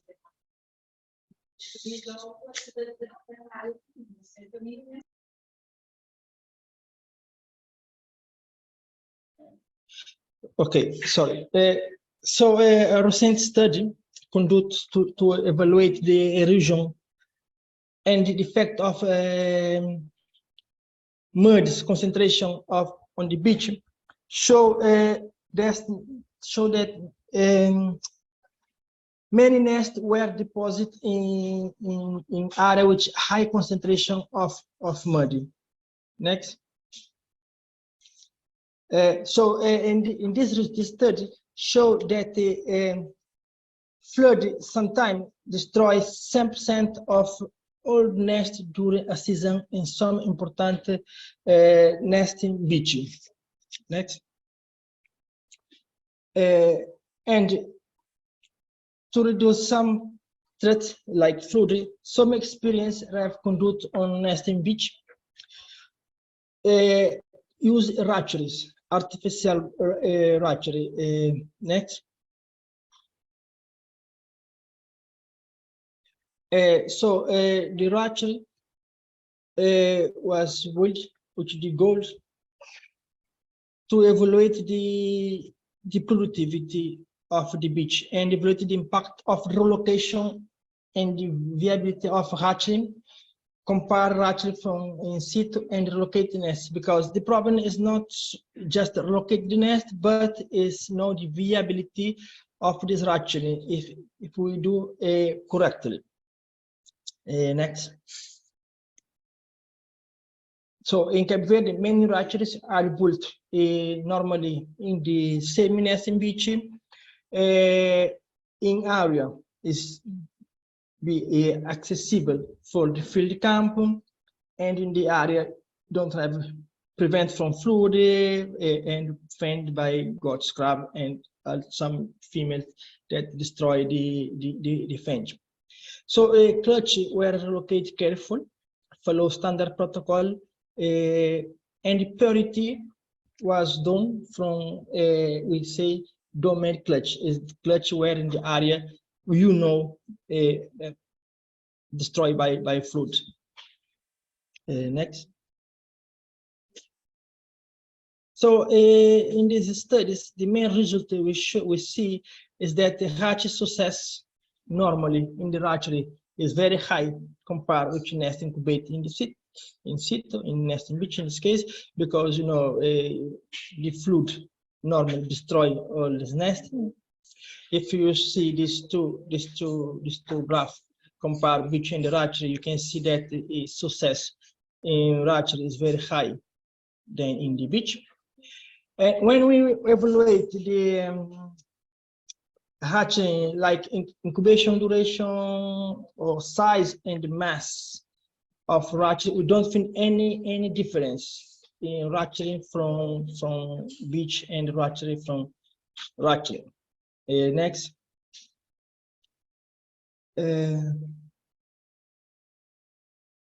Next. So for conclusion, first we suggest that the implementation of hatchery need based in case by case evaluation the pressure of population. However, we would not recommend use of hatchery without careful consideration of local ecology condition and conservation priority. And hatchery must follow strict guideline during cultural relocation and incubation process. And for conclusion, our activity, example, clutch relocation, together with other activity of conservation efforts conducted in Cape Verde, like protection of nesting beach, protection of females in nesting beach from poaching, some education activity, awareness activity, and sustainable activity. We see that this activity coincides with an increased number of nesting activity, principally in these 5 years ago. Yeah, this is our. Thank you. Thank you very much, Samir. Merci beaucoup. Je vous propose qu'on fasse d'ores et déjà une session de questions et réponses par rapport à l'ensemble des présentations qui ont eu lieu jusqu'à présent. Sur les interventions de Alexandre, Sophie, Didier et Samir, et Hugo, pardon. Si Enora, je te laisse continuer à accumuler des questions qui restent à répondre. Une première question qui nous est apparue, c'est pourquoi suivre, qu'est-ce que le suivi très précis réalisé par Sophie avec du matériel plus complexe et une gestion des données peut apporter en plus par rapport à un suivi extrêmement simplifié tel que proposé dans le protocole de Alexandre. Voilà, pour un gestionnaire, voilà, en termes d'intervention. Alors, je ne sais pas, Alexandre, Didier, Sophie, je vous laisse vous coordonner. Peut-être que commençons par Sophie. Voilà, quelle est la grosse plus-value je devine qu'il y en a, mais voilà. C'est vrai que la plus-value pour moi, ça dépend des questions qu'on se pose et les objectifs aussi, et le temps qu'on y consacre et l'argent en fait. Moi, d'un point de vue recherche, je cherchais vraiment à évaluer les nids qui sont exposés à l'érosion. Mais c'est vrai qu'en tant que gestionnaire, souvent on manque d'argent et le suivi proposé par Alexandre est tout à fait suffisant, bien sûr. Je pense que si vous êtes amené à vraiment vouloir comprendre les processus, pour par exemple faire des aménagements plus lourds, même si on l'a bien dit, que ce n'est pas forcément la solution. Mais dans ce cadre, il faut réaliser un diagnostic plus précis, je pense, et c'est à ce moment-là qu'il faudrait peut-être passer à des techniques qui vont mesurer un peu plus finement le volume sédimentaire, par exemple. Mais effectivement, on est d'accord que le suivi est plus simplifié et aujourd'hui, je pense, à utiliser pour vous, gestionnaires. Merci Didier, je crois que tu veux rajouter quelque chose, Alexandre, après en conclusion. Didier, il faut ton micro. Ça y est, c'est fait. J'ai pas le réflexe. Oui, je pense que bah, c'est complémentaire. Hein. Et ce qui me semble intéressant quand on peut le faire, si on dispose de quelques moyens au moins au début, c'est peut-être sur l'état des lieux initial, faire comment dirais-je, un survol drone, enfin un MNT, hein, que ça soit par drone, par autre chose. Mais le drone, c'est vrai que c'est pratique maintenant.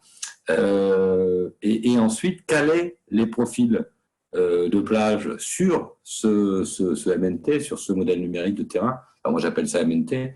Ça me semble intéressant. Ça apporte une première base. Bon, alors, c'est un peu un mix, hein, mais si on a les moyens de faire ça au début, ça vaut la peine. C'est vrai que, comme tu l'as dit, Sophie, ça demande quand même des moyens considérables. Et puis aussi, oui, l'examen de télépilote est de plus en plus compliqué. Et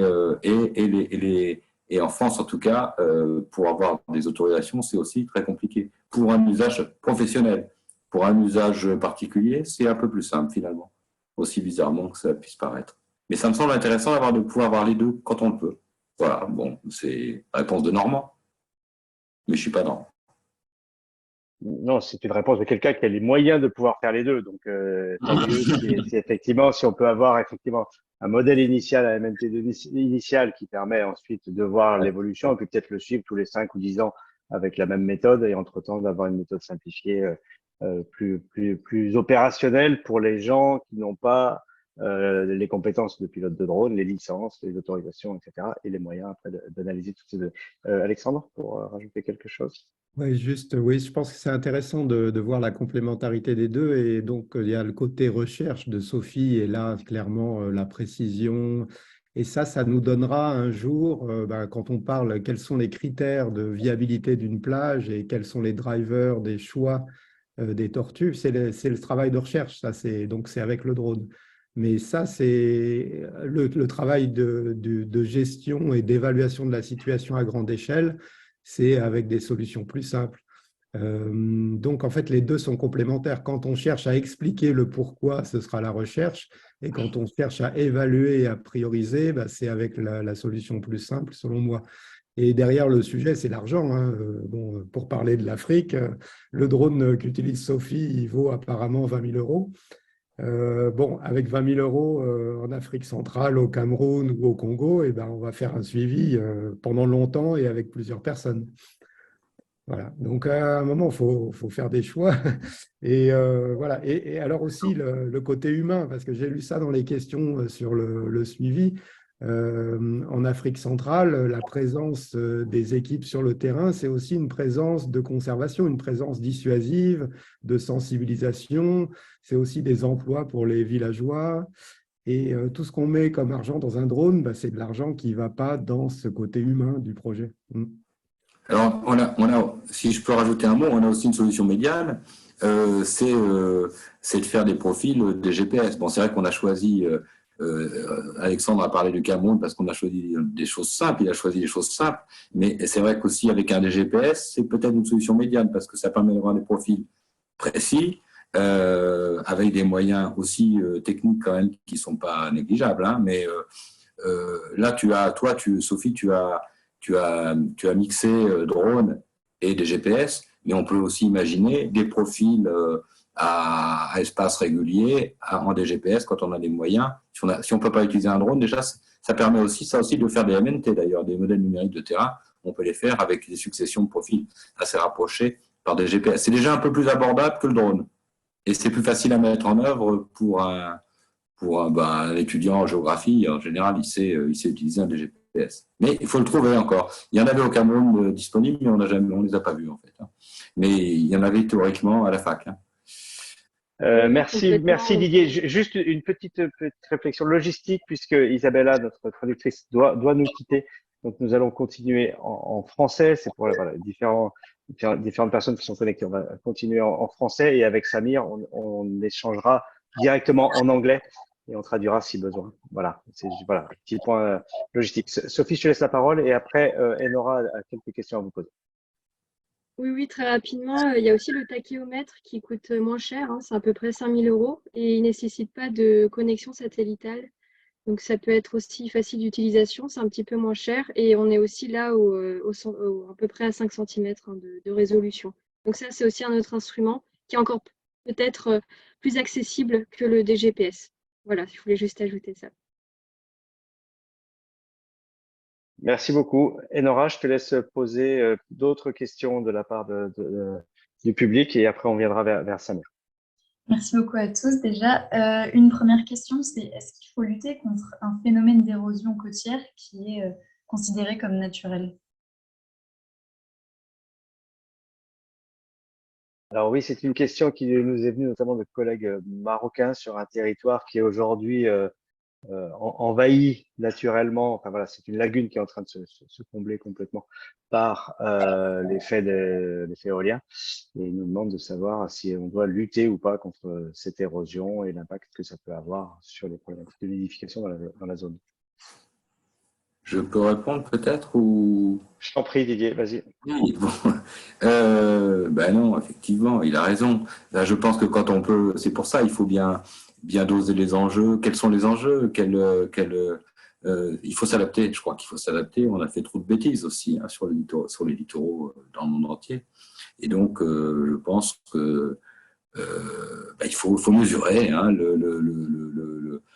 les avantages, les inconvénients, le plus, les moins, et les moyens dont on dispose. Mais quand on peut éviter de lutter, surtout avec des techniques lourdes, hein, avec des solutions fondées sur la nature, finalement, on ne prend pas non plus énormément de risques.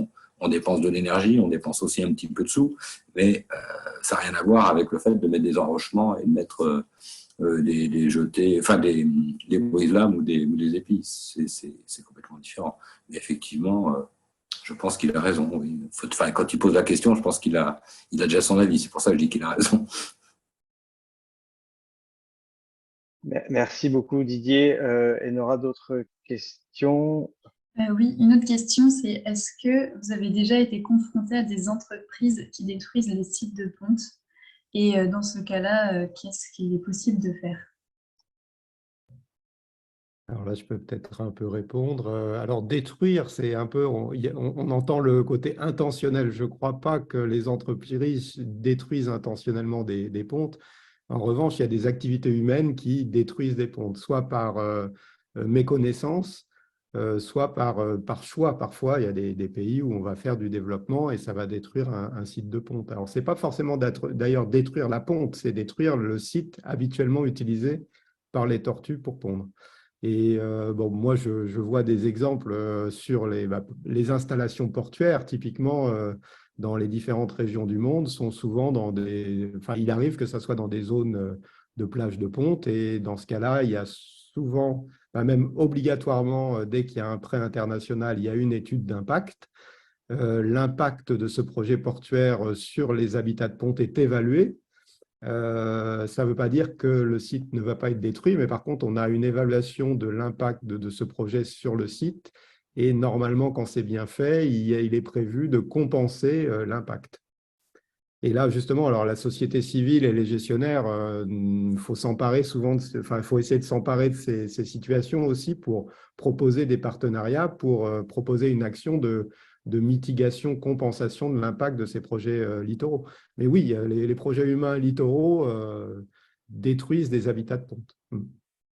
Alors, une question justement qui est apparue là-dessus par rapport à la compensation. Est-ce qu'on compense la disparition d'une plage liée à l'artificialisation par des digues par un port, etc. Est-ce qu'on peut, parce que voilà, on entend que les tortues reviennent pondre au même endroit, voilà, certes, mais si cet endroit n'existe plus, est-ce qu'on peut protéger une autre plage ailleurs? Est-ce que c'est réellement compensé?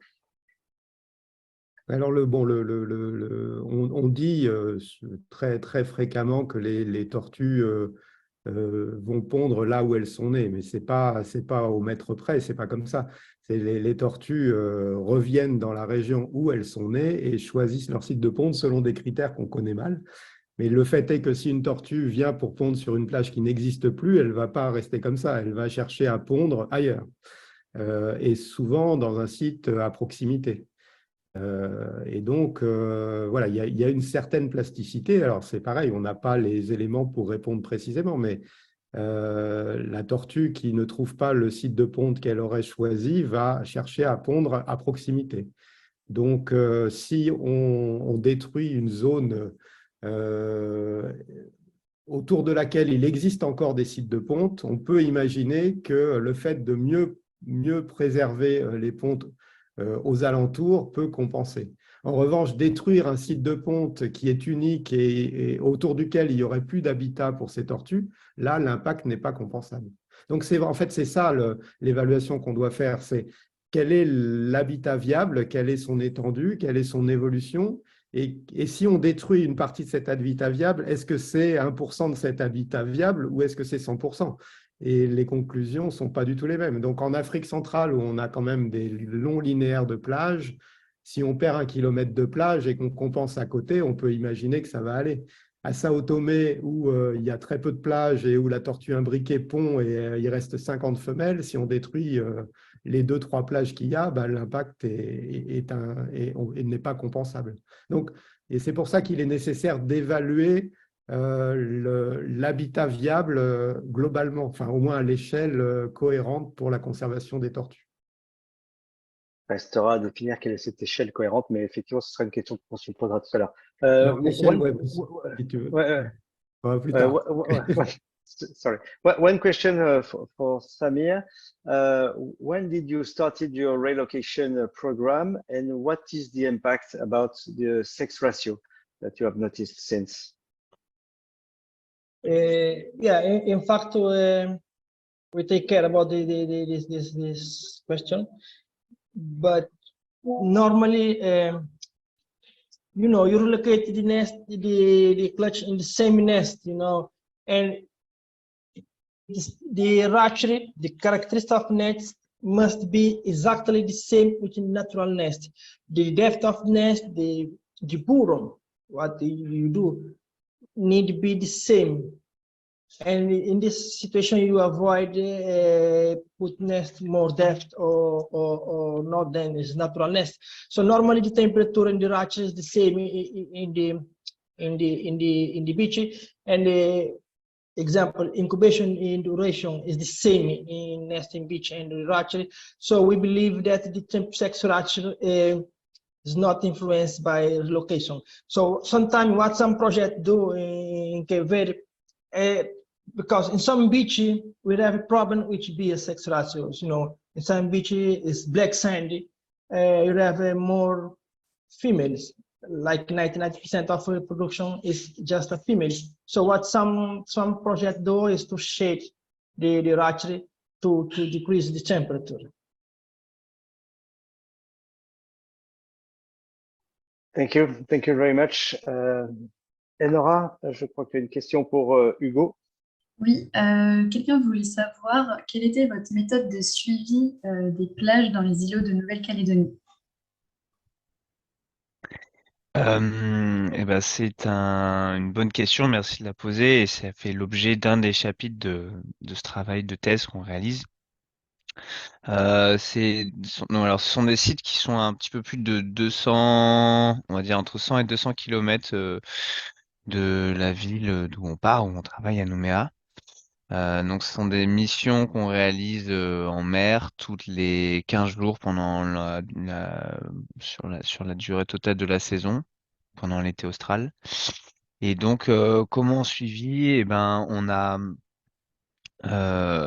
donc un certain nombre de sites. Alors, on n'a pas fait le choix d'avoir des sites index. On essaie de se couvrir un maximum de sites sur la zone. On a une trentaine. Et donc, à chaque fois, on fait une ronde autour de l'îlot. On recense toutes les nouvelles activités qu'on peut détecter.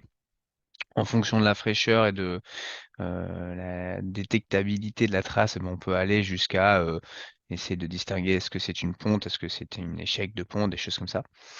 On efface les traces au fur et à mesure, de manière à pas les recompter 15 jours plus tard. Et donc pour les pontes, on les marque, donc ce que je racontais là avec un piquet en bois qui est numéroté, qui nous permet de retrouver les emplacements des nids à la fois et donc ce que j'exposais tout à l'heure, de pouvoir distinguer, enfin, suivre visuellement en tout cas, cette érosion de la plage et donc combien de nids sont en mesure de disparaître après ces événements. Voilà. Et derrière ça, on a un travail, on est en train de bosser en ce moment avec Marc Girondeau pour pouvoir faire une modélisation, une extrapolation du nombre de pontes total sur la saison et sur l'ensemble de la zone grâce à ces inputs de données qu'on a tous les 15 jours grâce donc, à ces différents modèles sur la phénologie. C'est l'objectif final de cette partie-là. En bonne voie. Merci. Et j'ai pas tout à fait compris, ou peut-être que j'ai pas été très attentif, puisque je regarde d'autres questions en même temps. Est-ce que vous réalisez des modèles numériques de terrain pour voir les évolutions des îlots, enfin des plages de ces îlots, ou est-ce que c'est des profils rapides qui sont faits avec un protocole simplifié? C'est un protocole simplifié. On a eu des missions avec des chercheurs qui travaillent avec des drones, des choses beaucoup plus précises, et notamment parce que c'est des problématiques qui se retrouvent avec d'autres collègues sur les oiseaux marins, notamment où ils ont besoin d'avoir de la cartographie d'habitat sur les arbres, des choses comme ça. C'est pas un outil qu'on a retenu parce qu'en fait, ça demande beaucoup de temps de traitement. Là aussi, c'est des histoires de moyens, évidemment, sur les matériaux et puis de traitement derrière sur les images. Donc là, on a un protocole qui est beaucoup plus adapté déjà à la problématique tortue. Donc c'est vraiment sur cet aspect de la plage, on va dire jusque sur le platier de l'îlot et l'accès à la plage et l'arrière-plage. Mais voilà, on rentre pas plus en détail à l'intérieur de l'îlot ou sur la couverture dans les arbres notamment. Et puis, ça nous permet aussi de répondre aux contraintes logistiques qui sont fortes sur ce site. Donc, on a 2 jours pour faire une vingtaine de sites. Donc, c'est quelque chose, ça va vite, il y a du rythme. Donc, il faut qu'on puisse le faire au fur et à mesure pendant qu'on se déplace. Et donc ça, c'est le suivi on va dire, ce profil géomorphologique. En revanche, sur l'évolution du périmètre et de l'aire de l'îlot, là, c'est quelque chose qu'on fait à partir d'images satellites. Quelque chose qui a été publié, hein, qu'on retrouve dans la littérature. Et donc voilà, on a ces traits de côte où on arrive à distinguer effectivement est-ce qu'il en est en érosion, ou c'est en perte même, ou est-ce qu'il se déplace, des choses comme ça. Merci beaucoup. Je crois qu'il y avait une question tout à l'heure sur l'utilisation des données Landsat en termes d'approche satellite. Alexandre avait répondu en direct à la personne, mais peut-être comme dernière réponse, Alexandre, l'utilisation des données satellites pour faire ces suivis. Ah oui, je pensais que les réponses qu'on faisait là sur le chat étaient partagées à tout le monde. Enfin, du moins, je n'avais pas mis en privé, donc je pensais que c'était partagé, mais ce n'est pas le cas. Peut-être qu'après, on pourra partager l'ensemble des réponses, parce que je pense que ça peut Oui, oui, intéresser. tout à fait. Voilà, dans le replay, dans les différents documents qu'on diffusera sur ICO, l'ensemble des réponses aux questions qui ont été faites en privé, parce qu'en fait, tout le monde n'a pas les réponses. Donc, Voilà, il existe, je peux peut-être recopier d'ailleurs le lien, il existe des tutos en ligne pour utiliser ArcGIS et en fait extraire les traits de côte à partir des images Landsat et ensuite, en comparant des images des différentes années, obtenir donc une évolution du trait de côte. Voilà. Donc, Alors super. Ce que je te propose, Alexandre, pendant que on va donner la parole à Jonathan pour conclure et passer voilà, et évoquer un peu les perspectives, si tu peux récupérer ce lien et le mettre dans le fil de discussion, pas dans la boîte questions et réponses, oui. mais dans le fil de discussion, comme ça tout le monde l'aura. J'en profite pour remercier tout le panel qui a été très pertinent, quelle que soit l'heure de votre réveil, tout a été très clair pour tout le monde. Merci encore. Et la parole pour quasi conclure ou en tout cas de nous ouvrir un peu l'esprit pour savoir où les efforts vont devoir porter à l'avenir pour bien réfléchir, notamment si j'ai bien compris sur l'accumulation de données, savoir un peu plus de quoi on parle et bien comprendre de quoi on parle. Jonathan, je vous remercie Sophie, Didier, Samir, Elora et Alexandre. Je propose de couper vos caméras et on va laisser la conclusion à Jonathan. Merci encore. Merci Fabrice. Ça va être assez difficile de conclure rapidement. Il y a plein de choses qui ont été dites. Donc, je vais essayer de survoler un petit peu rapidement tout ce qui a été dit. Donc, diapo suivante. Alors là, peut-être que ça serait plutôt, Alexandre, tu me dis si j'oublie quelque chose, mais bon, l'idée de retenir, c'est quel protocole pour suivre l'érosion. Alors, il y a des méthodes simples qu'on a présentées, photographiques ou alors profil de plage. Il faut rappeler qu'il faut faire attention à l'échantillonnage, ça dépend de l'objectif des suivis. En gros, il faut ne pas oublier d'aller faire des échantillonnages là où il y a des tortues qui ne pondent pas, qui ne pondent peu. En profiter pour faire aussi, quand on fait un suivi des ponts, il faut aussi faire un suivi d'érosion à ce moment-là. Puis dans certains cas, du coup, quand il y a quand des cyclones ou des tempêtes, par exemple, adapter ce protocole. On a vu aussi quels sont les avantages et les inconvénients de l'utilisation de technologies un petit peu plus poussées. Donc, Sophie nous a présenté pas mal de choses. Diapo suivante. Ensuite, on peut se poser la question, quels impacts l'érosion sur les conditions d'incubation. Donc, dans un premier temps, c'est sûr qu'on va avoir une destruction directe des œufs, mais aussi une diminution ou une perte de l'habitat disponible pour la ponte, soit directement qui va empêcher la tortue de venir pondre, ou alors on peut aussi imaginer qu'une plage soit de plus en plus petite et que plusieurs femelles viennent pondre au même endroit, peut-être même déterrer les œufs. Et ensuite, ça, inévitablement, ça va aussi modifier l'environnement thermique et hygrométrique des œufs. Alors, diapo suivante. Ensuite, quelle solution pour, entre guillemets, sauver les nids? Donc, il faudrait plutôt privilégier de sauver l'habitat dans un premier cas quand c'est possible. Donc, on peut imaginer des solutions fondées sur la nature, mais ça va dépendre du contexte. Est-ce que c'est faisable? Est-ce que c'est pas faisable? Est-ce que ça va avoir un impact ou non? Si ça ne marche pas, on peut imaginer déplacer les nids, soit au sein de la même plage, soit dans une écloserie, ou même peut-être, je pensais aussi dans un autre site de ponte, essayer, si on connaît une plage qui est potentiellement viable, mais où les tortues ne viennent pas prendre, on peut faire une migration assistée des sites de ponte. Donc ça, on n'a pas encore assez de recul si ça peut être une solution à long terme, mais bon, voilà. Ou alors incubation en écloserie, mais voilà, quand on fait ça, on faut aussi garder à l'esprit que c'est l'homme qui interagit et on n'est pas. C'est difficile de se mettre à la place d'une tortue pour savoir quelles sont les bonnes conditions d'incubation. Alors, sur la diapo suivante, quelles conséquences pour les populations? Donc, en gros, si on essaye de sauver une plage, un site de ponte qui est un peu voué à l'échec, on va avoir si on a toujours des femelles qui vont revenir sur ce site de ponte qui n'est pas viable.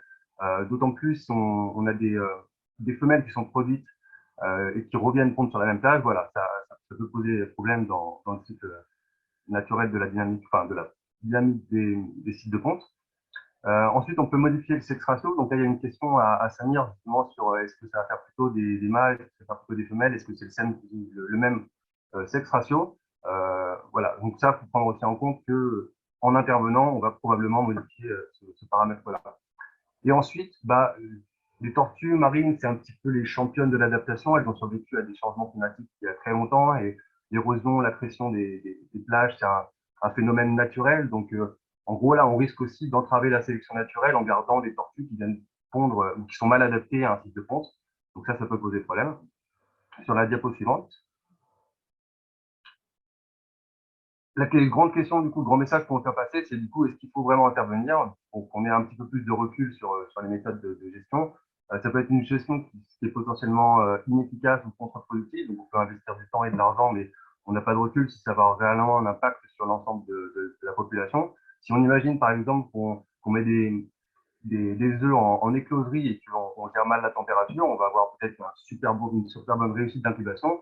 Et si on fait que des mâles, au bout de 20-30 ans, le cycle de ponte disparaîtra puisque c'est les femelles qui reviennent pondre majoritairement là où elles sont nées. Donc, on peut aussi faire disparaître un cycle de ponte qui pourrait être maintenu. Ne pas mettre tous les œufs dans le même panier et évaluer les impacts. Donc, ça, c'est important d'avoir du recul sur ce qu'on fait et ne pas prendre tous les œufs, choisir juste une partie des œufs qu'on va mettre par exemple en écloserie ou alors qu'on va suivre et en laisser aussi une partie dans le milieu naturel pour qu'on puisse comparer. Donc voilà. Et comme l'a répété aussi pas mal de fois Alexandre, un indicateur qui serait crucial, c'est comment évolue la répartition des plages potentiellement viables. Il faut suivre à des moments de l'année et à des régions données l'ensemble des plages et essayer de faire un diagnostic de viabilité Voilà, surtout ces plages-là. Sur la dernière diapo, je vais rien oublier, je voulais vous présenter une étude qui a été réalisée en 2020 où là, en gros, on est dans une situation un petit peu comme la Nouvelle-Calédonie à petite échelle où on a plusieurs îlots.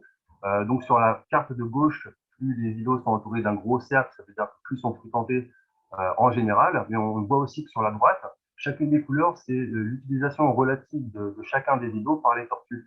Et donc là, globalement, ce qu'on peut voir, c'est qu'en fait, il y a certains îlots qui vont être plus fréquentés et ça va augmenter au cours du temps, et d'autres îlots qui seront de moins en moins fréquentés. Donc le message à faire passer là-dedans, c'est que les femelles sont assez plastiques, donc elles peuvent changer de plage à l'échelle régionale. S'il y en a une qui disparaît, mais d'autres qui sont potentiellement viables à côté, c'est une bonne chose. Et voilà, je pense qu'on a terminé là-dessus. Ouais, si vous avez des questions, merci beaucoup. Merci beaucoup, Jonathan, pour cette remise, voilà, cette synthèse et cette mise en perspective. Plutôt rassurante si on se dit que potentiellement les femelles sont flexibles, plastiques et adaptables. Donc voilà, c'est un peu rassurant. Et puis voir effectivement les différentes solutions qui ont été utilisées, leurs limites. Surtout, voilà, s'assurer de ne pas mettre tous les œufs dans le même panier. Ça, je retiens aussi. Il y avait beaucoup d'autres questions, beaucoup de choses à voir. Ça nécessitera peut-être un nouvel épisode à produire ou à reproduire dans les prochains mois pour savoir voilà, quelques retours d'expérience sur d'autres sites pilotes, pour avoir aussi une question qui n'a pas été évoquée, c'est voilà, les décideurs, les autorités, comment est-ce qu'on les implique, à quel moment on arrive à les sensibiliser pour leur faire comprendre tout l'enjeu et voilà, l'intérêt de s'assurer qu'il n'y a pas de vol de sable, s'assurer que les nouvelles installations ne seront pas là aussi dans des endroits trop néfastes, dans les territoires dans les hotspots de reproduction, les sites les plus viables, etc. Merci à tous. Je suis désolé, nous avons beaucoup de retard, c'est-à-dire une demi-heure de retard, et on a éclusé la moitié des questions. Donc c'est un échec à notre niveau, mais nous sommes ravis malgré tout de cette belle réussite, parce que vous étiez nombreux à nous suivre. Et surtout, il y a une très belle diversité d'intervenants et que je remercie 1000 fois. Merci à tous.